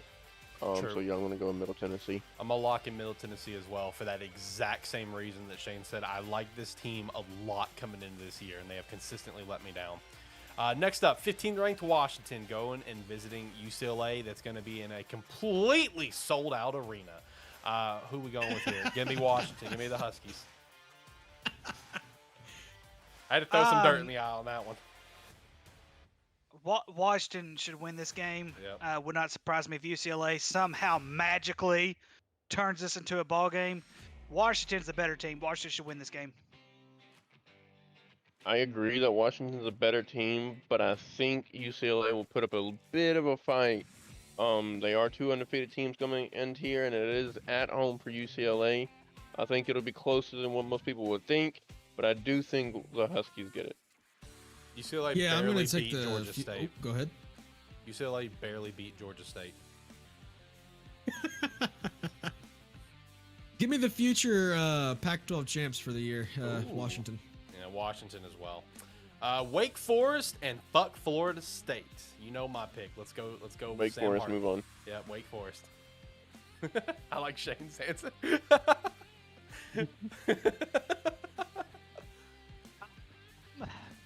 Ricky. This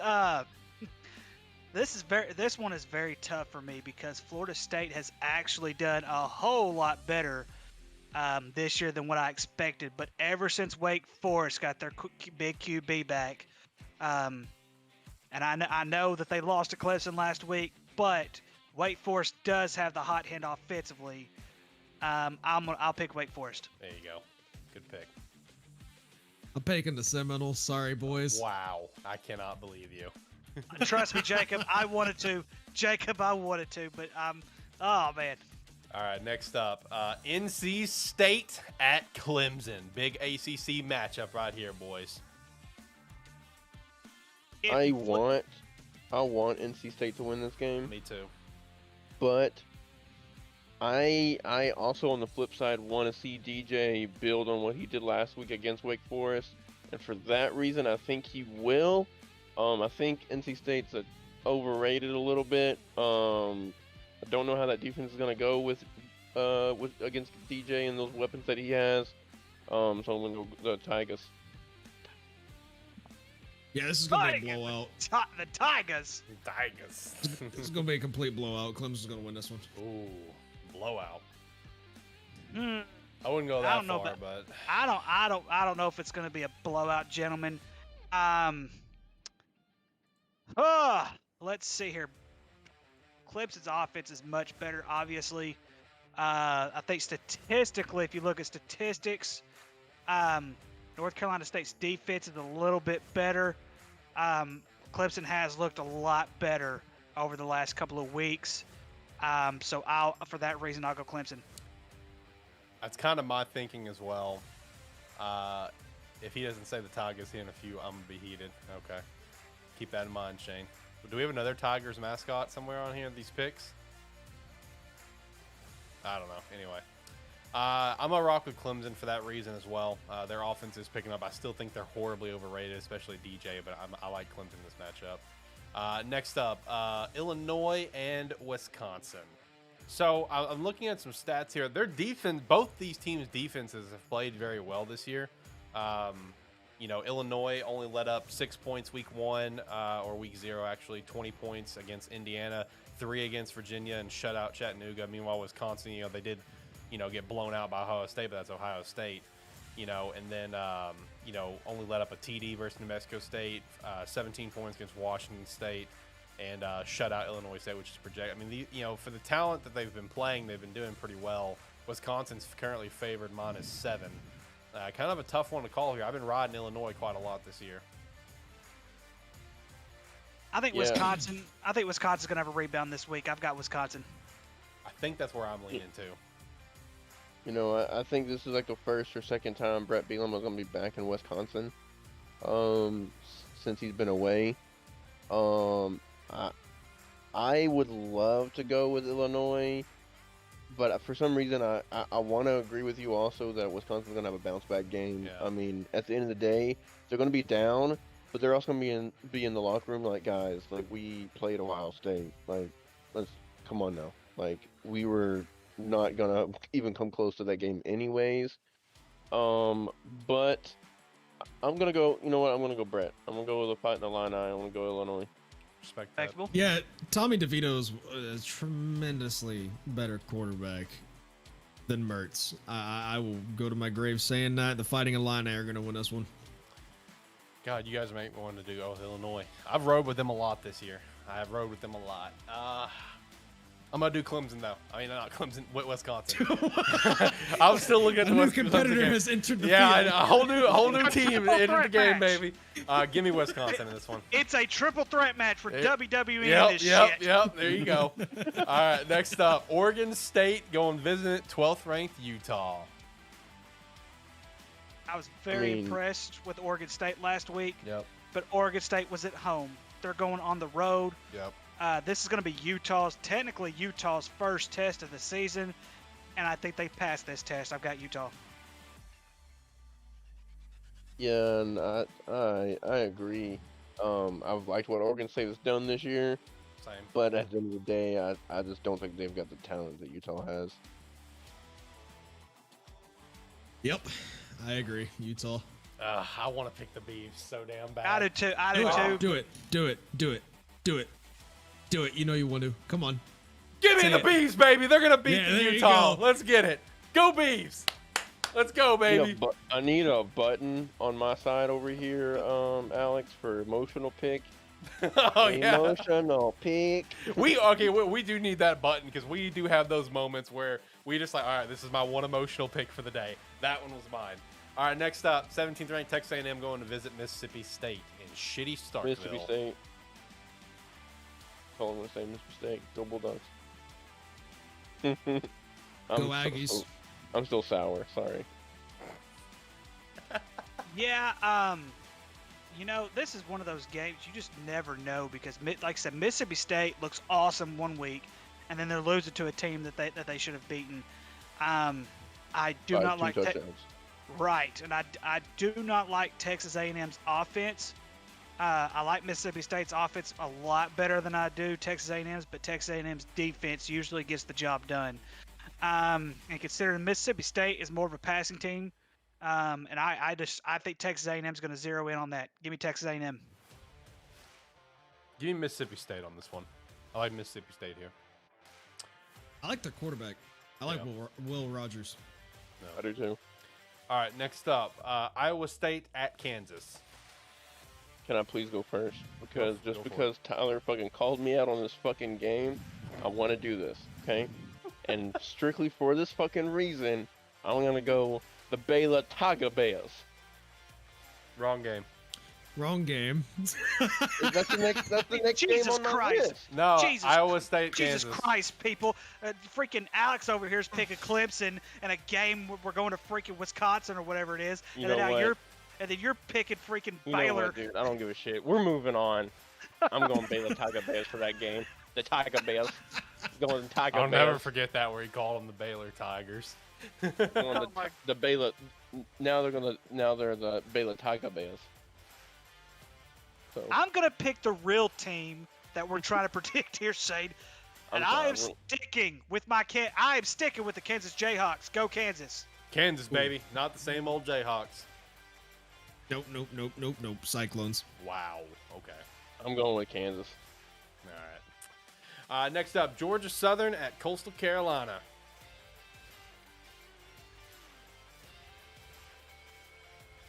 Coastal Carolina. I'm feeling Coastal Carolina here too. Yeah, Coastal Carolina wins this game. I don't know shit about either team, so let's go home team. Okay, fair enough.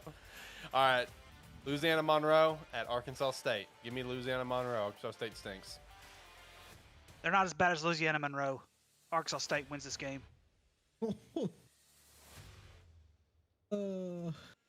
Nope. Louisiana Monroe is not. No. Arkansas State will win this game. That, or and then again, if Louisiana Monroe wins, they might fire Butch Jones in the middle of the season. So screw it. I'll pick Monroe. All right. Damn, you just completely flipped. Arkansas State's winning this one. I'm not flipping. Screw it. I'm flipping back. I wanna go with the Red Wolves just because Louisiana Monroe beat us on Little Rock and flicked them out. That was a long time ago. Good Shane, Lord. let it go. All right, next up, Oklahoma at TCU. Give me the Sooners on this one. Yeah, I think the Sooners bounce back this week. Yeah, TCU is a much improved team. I do expect them to be competitive through at least 3 quarters, if not 3.5 quarters. But in the end of the day, I think Oklahoma gets the dub. Damn, I'm one of those Sooners. Give me those Horned Frogs. Oh, okay. I like it. Next up, hitting up some FCS play. Holy Cross at Harvard. Holy Cross pretty high ranked in the FCS right now. Harvard currently undefeated. Ivy League just started a couple weeks ago. Harvard's a better team than people realize. Ivy League has some strong competitors. With like Harvard and Princeton being a couple ones that immediately jump off my noggin here. But I think I'm going to rock with Holy Cross in this. Yeah, I'm trying to. Let me look up Holy Cross's schedule real quick because they had some pretty good They had a pretty couple of good wins that at least I thought they were good wins. Let me look here. Merrimack Buffalo, of course, they did beat up Yale pretty bad a couple weeks ago. Yale's struggling right now. Yeah, and Yale has struggled pretty much. And of course, Yale and Harvard really go back and forth. This game is at Harvard. I know Harvard's played a couple of close games. I want to say Harvard has some. Oh gosh, I'm trying to remember that player's name off the top of my head, but I can't think of it. I think it's their running back. I can't remember his name for nothing. That's pretty good. However, I am going to go to Holy Cross. I think Holy Cross gets the win. Yeah, I'm going to go Holy Cross too. Same. All right, next up, Texas Tech at Kansas State. Give me Kansas State on this one. Yeah, I would like to take Texas Tech because Texas Tech has been a lot more competitive than what I thought they would have been. But I love this K-State team. If I'm going to say this team is the better team, it's Kansas State, so I'll pick Kansas State. I mean, yeah, I've been kind of riding high on Texas Tech. I've liked what they've done up to this point in the season, but hell, I mean, at this point, Taylor Martinez has grandchildren that he's playing with at Kansas State, so yeah, let's go Wildcats. Yeah, K-State's been my dark horse favorite since about midway through the offseason, this past offseason. I'm going K-State. All right, Alabama at Arkansas. Alabama, move on. Yep. 21 points. Come on, guys. Come on, guys. You know you want to pick Arkansas. Yeah, come on, do it. Go take that quick. Go take that quick L for us in the pool. I want to remind you, Texas A&M lost to us last year, and then they rebounded and beat Alabama. Oh, don't even. Go ahead. You are not that Texas A&M team. You're not that guy, dog. Take that L. Wait, that Texas A&M team. What are you talking about? You're not that guy. Just go ahead and make the pick. Dear Jesus, listen, God in heaven, thank you, Jesus. Oh, I'm gonna pick Alabama, but please let me eat my words. Please let me eat my words. I'm just begging you one time. He's not going for his team. He's going for a better record in the pool. Just keep that in mind, Jesus. Alabama wins. Shane. It's okay, Shane. It's okay, Shane. Listen, it's okay, Shane. Man. Hey, listen, this whole entire segment, it's not about being a homer. It's not about any of those things. It's about going with your gut feeling. You could still be a Razorback fan and pick Alabama to win. Come on, everybody gets one emotional pick. Come on. I'm hoping I'm wrong. I am hoping that I eat my words. I picked the Dallas Cowboys to lose to the New York Giants for crying out loud. Same. Come on, Shade. And I ate my words, and I was fine with it. You know what? But I just can't lose in this poll. I've got to be right. I've got to finish in the top of this poll. So that's why I'm going with the fucking Hogs. Oh my God! There you go. He got his emotion. He did it. Oh, Shane, I hope you're right, my man. I really hope you're right. I really hope you are. All right, Kentucky and Ole Miss. Ooh. As much as I want Kentucky to lose, I'm going with Kentucky. Kentucky's defense is pretty stout. Ole Miss has not faced competition yet this year. This is going to be their stiffest competition. Ole Miss's offense has struggled tremendously. They're still figuring things out. This is an Ole Miss team. I think later on in the year you're going to see them beat some teams that they shouldn't beat. But right now it's Kentucky. Kentucky's going to win this game. I kind of feel bad for Kentucky. I feel bad for Kentucky. They have a quarterback that puts Miracle Whip in his coffee. Them and Tennessee are kind of in a situation right now where they're two very, very good teams, but unfortunately they've got Georgia there. But I do think Kentucky is a far better team than what Ole Miss is right now, from what I've seen. So I'm going to go Kentucky. Dare I say, I'll pick Kentucky, but dare I say, I think Kentucky might actually win the East. That's a good deal. I've got Tennessee winning the East, but that is something I have really struggled with. Like that. I at the start of the year I had Georgia, and they're still my personal favorite. but I would love to see a good Kentucky team or a good Tennessee team in that game. I think they're a lot closer than what people think to getting to that stage, but right now, in my opinion, Georgia's just too good. I've got to see them pretty much bleed.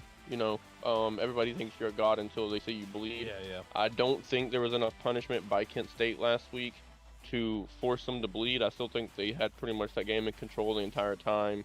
And so until somebody makes Georgia bleed, and I see some weakness from them, Georgia's gonna stay my favorite. But I still think Kentucky and Tennessee are a lot closer than what people think. We did get everyone locked in their picks for that, right? I didn't miss anyone. Yeah. Okay. All right. Next up, Youngstown State at North Dakota State. Give me the Bison, baby. Yeah, North Dakota State should win this ball game. It's just very interesting because Youngstown State, when they had Bo Pelini, I wanted to say that Bo Pelini took them to the semifinals when he was at Youngstown State, but the program's dropped a little bit since then. They're rebounding right now. North Dakota State's going to win this game. Yeah, I mean, I think we've all established this many times. North Dakota State is maybe a They're the Bama. Path They're the Bama of FCS. I mean, that whole school may be full of psychopaths because they just enjoy beating the fuck out of people in the FCS right now. So yeah, they're bullies. They like being bullies. Yeah. Down go the Bison. Youngstown State win this one. Ooh. Whoa. You know they lost to spicy. Missouri State. Missouri State put 45 on them, right? That's spicy. Oh man. Okay. I like it. I like it. Okay. I like it. All right. Next up, last one, but then we'll get to our game of the weeks. All right. San Jose State at Tyler's Dookie Brown Wyoming Cowboys. And just so I have a little something to go off of here, I'm going with San Jose State, led by former Hawaii quarterback Javon Kaduro. Let's go. Go Spartans. Yeah, I'm rooting against Tyler's team. Go San Jose State. Good pick. Don't worry, I'm going with Wyoming. No! I'm gonna join in on the Wyoming hate. So Let's go Spartans, San Jose State. Go Spartans, baby. Let's get it. All right, let's jump into Game of the Weeks. Kicking things off with FCS Game of the Week, we have 22nd ranked Richmond Spiders going up against the 23rd ranked Elon Musk Billionaires. Both these teams obviously ranked, and they're in the same division, currently trying to keep up with New Hampshire and Delaware at the moment. How we feeling at this game, boys? I'm going with the Spiders, even though I have brutal arachnophobia. Yeah, give me the Spiders. Yeah, I mean, I think Richmond. Who was it? I think it was Virginia. They played very, very close, but I think it they ended up losing that game. I think by 2 touchdowns or something like that. Elon played Vanderbilt very close. I think I'm gonna go with the home team. I think I'm gonna pick Elon. The Billionaires. All right.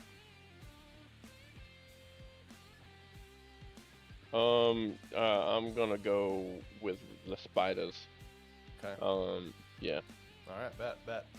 Next up, FBS Game of the Week. And Tyler, this is what you were talking about. Yes, it was next on the website. I can't choose the layout. It goes based on when the games start, but I skip around based on what's Game of the Week. Next up, number 9 ranked Oklahoma State going up against ranked Baylor. This is, of course, a rematch of the Big 12 championship from last year, and this will have a huge ripple effect on the rest of the Big 12 for the remainder of the season. I have no idea where to go on this. I know you're going with the Tigers. I know you're going with the Tigers. Tiger Bears. I don't know where to go on this, honestly. Yeah, I mean, Oklahoma State, of course, Baylor's a little bit banged up. I know they've, in my opinion, I think they've had a little bit of a tougher schedule. This is going to be Oklahoma State's first test of the year. They have not played hardly any. Central Michigan, of course, they struggled against Central Michigan. And then they end up beating Arizona State. Then they played UAPB. They have not had a very tough schedule at all. Yeah, don't really know what they're going to bring to the table. I want to ride with Oklahoma State, but I think Baylor is going to be the better team. I'm gonna pick Baylor. If Baylor wins this, the Big 12 are out of the running for the playoffs. They're out of the running anyway. I mean, they're already out of the running. Oklahoma State's sitting there up in the top 10 right now. I understand that, but Oklahoma State still has to play Oklahoma. They still have to play Texas. They have to play Texas Tech. They have to go to Kansas State. That's a tough. And they have, of course, speaking of Oklahoma, they have to go to Oklahoma. And I understand that's a rivalry. You could take the record books and shove them out. This is not the same Oklahoma State team that we saw last year. Same with Baylor. Same with Baylor too. But I mean, either way, the Big 12's done. I'm taking the Cowboys. I think I'm gonna rock the Cowboys on this one. All right. And lastly, our terrible game of the week: Northern Arizona and Portland State. So Northern Arizona only has one dub. It was against Sam Houston, but then they've gotten the shit beat out of them by Arizona State, who stinks in the FBS. They barely lost North Dakota, who also stinks, and they got blown away by Idaho, who also stinks. Portland State has just gotten the shit beat out of them 3 games in a row, and even more dating back to last year. I really don't know which way to go on this one, honestly. I'm kind of feeling Northern Arizona. The Lumberjacks. Back it. Yeah, Northern Arizona should win this. Should win this football game. I'm not saying they're going to, but Northern Arizona should win this one. Portland State has been absolute garbage for years. For years they've been garbage, and so yeah, I'm gonna go Northern Arizona. I'm gonna go Northern Arizona just because I didn't even know they existed, and I'd like to see them win.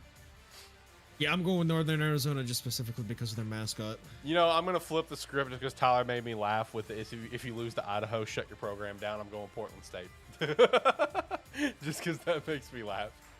So Portland State it is.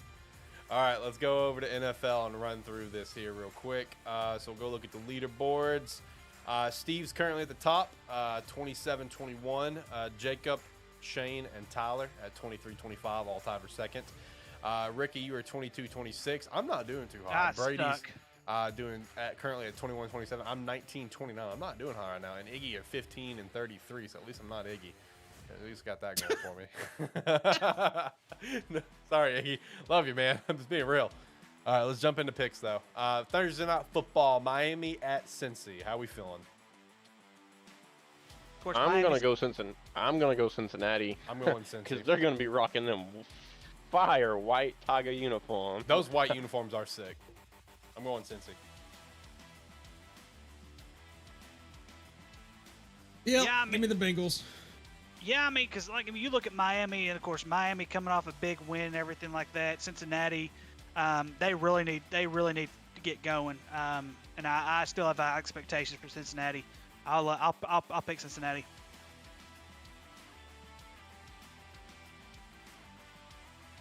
Yeah, I'm going Cincy Tigers. All right, next up, Minnesota at New Orleans. I'm gonna rock with the Minnesota on this one strictly. I'm gonna go with the mindset that I have with Jacksonville and Indy, where Jacksonville just has Indy's number. Kirk Cousins has New Orleans' number, so I'm gonna go with Minnesota on this one. Yeah, I think it's very difficult for Justin Jefferson to have 2 bad games straight in a row, and he was definitely held in check last week. I don't think that happens again, so I'm going to Minnesota.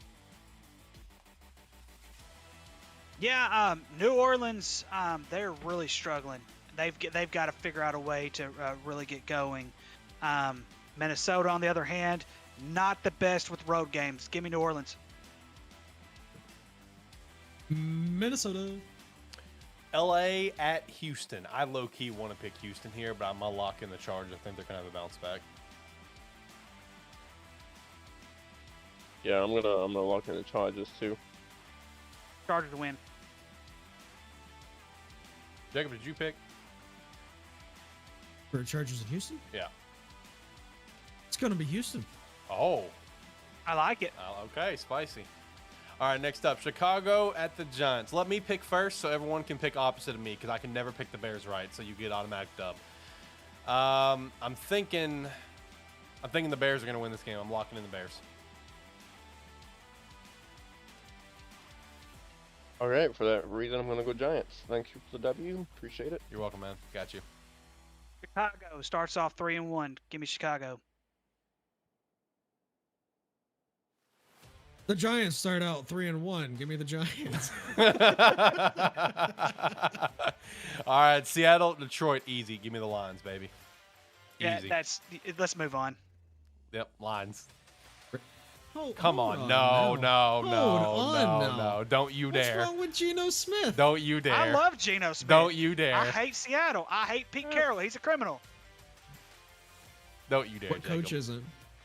Yeah. The only difference between that is the ones that get caught. True. Bill Belichick. Yeah, for real. Don't do it. I really want to pick Seattle here. I really, really, really do. But I'm not. I'm picking the Lions. All right, good. Shane? Yeah, I mean, I wish I got to catch the Seattle game, but I didn't. So I don't really know how they're filling out. They stink. That's the bottom line. Well, only reason I want to see how Kobe Bryant is doing, if he's even playing, and then also K9. I want to see how K9's been doing, but now he has been doing bad. That I do know because I have him on one of my fantasy teams. But yeah, I'm going Lions. Jacksonville at Philly. This is a game that I'm really excited to watch. I think it's going to be a really, really good game. But in my opinion, Philadelphia is a top 3 in the NFL right now. And you could possibly be an argument that they could be number 1 team in the NFL right now. But I did pick them to win their division. I'm going Eagles. This one, I really want to pick Jacksonville to win this game too, but I also know Philly has done very, very well so far. So far this season. Let me see what the line is on this one. The 6.5. That's a little bit of disrespectful. Jaguars did come off a big road win. I think they slowed down just a tad bit this week. I'm gonna go Philly. I hope I'm wrong though. After this week, the undefeateds will be no more. Jacksonville takes this one. Duval! Give me Duval, baby. Doug Peterson's about to beat the Eagles. Let's get it, man. Trevor Lawrence is having his Peyton Manning level second year. Shitty rookie year, coming back to a Peyton Manning level second year. It's going to be great. Jacksonville's going to win this game, and the undefeated teams will all go down. That's what we're here for. Jets at the Steelers. Give me the Steelers.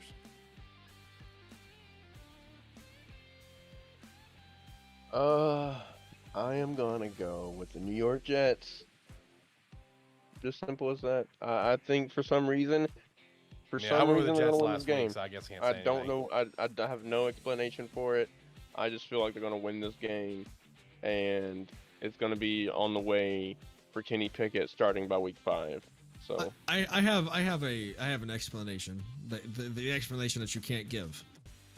The New Jersey Jets will win this because of the man, the myth, the legend, Joe Flacco. Big Dick Joe, baby. The real Big Dick Joe. I've got the Jets winning too. Pittsburgh's offense is just way too depleted. New York, the Jets can at least score. Give me the Jets as well. Let's just ride with it. I did have the Steelers, but let's just ride with the Jets, baby. Jets, Jets. And Miami is undefeated, but we're all calling for Miami to lose against Cincy, Tyler. Next up, Cleveland at Atlanta. You know, give me Cleveland on this, actually. Give me Cleveland. Yeah, I mean, I think even with Jacoby Brissett, Cleveland's just a better team. Yeah, Bubba's been playing some decent football, though, guys. What's going on here? Decent is not better than good. I mean, I'd rather ride with him than Deshaun Watson. I'm not gonna lie. Yeah, I agree. But yeah, I got Cleveland win this game. Tennessee at Indy. To me, this is a battle of teams that have underperformed up to this point. But I think Tennessee bounces back. I think Derrick Henry probably has a pretty big game this week. Yeah, I'm gonna flip it. I've got Indy. I think I'm gonna rock with Indy on this one. I think they're gonna be riding the high. Give me the Titans. Ooh, okay. Washington at Dallas. Give me Cooper Rush. Give me that guy. He's gonna be the MVP of the league. Hey yo. Oh my gosh. If that's the case, I'm gonna throw fucking long neck in there. Calm down. Top 2 candidates gonna be. Calm Cooper down. Rush You're and gonna long get neck. you're gonna get Tyler excited. There are 2 teams for sure that I am 0-3 when predicting games so far, and Dallas is one of them. I'm getting this one right, damn it. Dallas wins this game. Oh God, Jacob, I'm assuming you're gonna rock with Dallas. Oh, absolutely. Okay, all right. Also, I want to shout out one tweet that I saw that someone put out there where they said Cooper Rush better be careful. If he keeps playing like this, he's going to be the Carolina Panthers quarterback. Just because Ricky is 0-3 when calling Dallas games and you pick Dallas, I'm gonna go Washington. I respect it. I respect it. Read between the lines, Shane. Read between the lines. All right, big matchup. Buffalo at Baltimore. Big matchup. Big matchup. Buffalo rebounds this week. Give me Buffalo. Yeah, give me the Bills. Give me the Bills. Yeah, it's not going to be nearly as close as people are thinking it's going to be. Give me Buffalo. Yeah, I want to see a good game, but then at the end of the day, the Bills are still my favorite team in the NFL as far as the best team in the NFL. So I'm still gonna go with the Bills, even without Carlos Hyde. Micah Hyde. Whatever his freaking name is. Arizona at Carolina. Give me the Cardinals. Yeah, I'm going to rock with the Cardinals too. But on the other hand, Shane, if you want to go ahead and pick against me, I am 0-3 for the Carolina. Shane, keep rocking with it. I'll just wait till you pick, then I'll make my pick. I did make my pick, Arizona. Okay. Fuck it. I guess I'm rolling with Iggy, and we're going black and blue this week. Maybe let's go Panthers. Yep, let's go Panthers. All right. Next up, Denver and Vegas, the battle of the sucks. How are we feeling here? To me, in order for me to pick you to win, you have to win a game first. So for being 0-3, I'm gonna go Denver. Let's go Broncos. Let's ride. Let's ride to a 2-2 record. Let's go Vegas. I 100% agree with you, Jacob. Vegas wins this game. Give me Vegas as well. Mark Davis had a nice sit-down chat with Josh McDaniel talking about, how he's not bringing him his toys and stuff. So I feel like Josh McDaniel's going to get his act together, and, they're going to get this dub. Next up, New England and Green Bay. Give me Green Bay.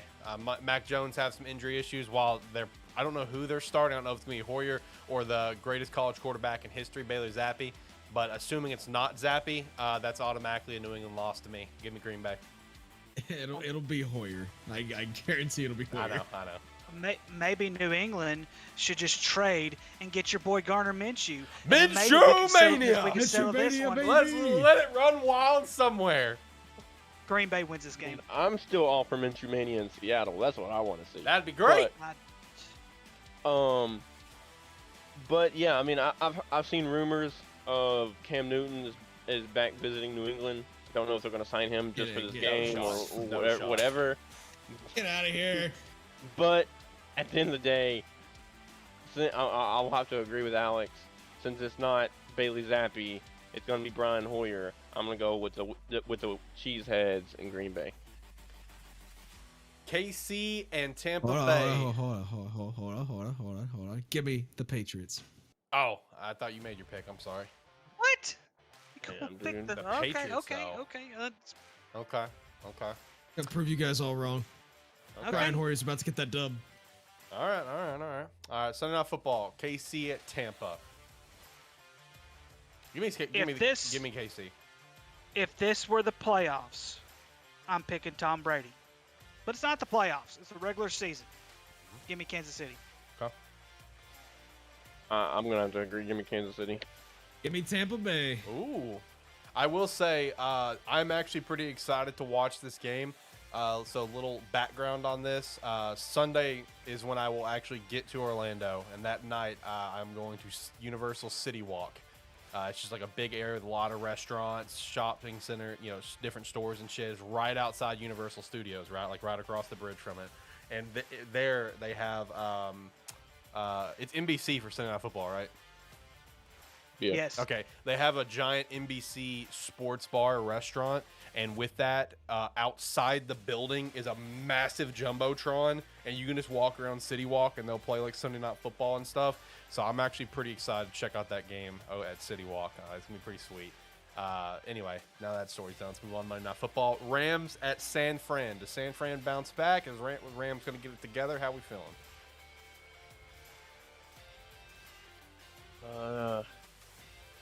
I really want to pick San Fran to win this game. I really do. I'll do it for you, Just San Fran. Because I mean, I have really I really want to. I really want to. It's a Monday Night Football game, and I like Jimmy Garoppolo. Yeah, I got San Fran. You know, I really want to pick San Fran too, but I think the Rams bounce back and get this win on Monday night. Yep, the Rams win. Okay, all right. That is all of our picks. Ran through it beautifully, as we always do. All right, boys, any last thoughts on stuff? Yeah, we're 2 hours in, so we're going to go ahead and wrap this bad boy up. Anything you want to shout out for any upcoming games or anything? I'm all good, Chief. I'm good. I just hope we don't get killed this weekend. Yeah. Go Razorbacks. Go Razorbacks. Woo pick soon. He's so points. defeated already. All right. Right now, I think I saw it. Bama's like a 17.5 point favorite. I'm gonna pick Arkansas to cover that. Okay. And hope and pray that we do. So, Okay. we'll pick. Hit the music. We're going to work our way out of here. Once again, I will not be here on the show next week. They will be holding it down. Zach, my co-host over at AniMan Plus and Gamesthetic, will start off the show just because he'll be here at the house to start everything up for us. And then after that, the boys will take over and do the show. I might pop in if I've got time on my second account because my primary one will be here for the show. So I may pop in, say hi, see what's going on. But enjoy the boys next week. Boys, you got this. It's going to be great. I can't wait to watch. I am so excited to watch you guys hold down the fort next week. I think it's going to be awesome. I'm here for it. I mean, let's be real. Last time you weren't able to make a show, I ended up posting it with Tyler, and that the music thing kills me. That, you know, the talk was great. Production was horrible. I was not given a ran through on how stuff works. So that's a producer issue, not on me. Producer issue. It is.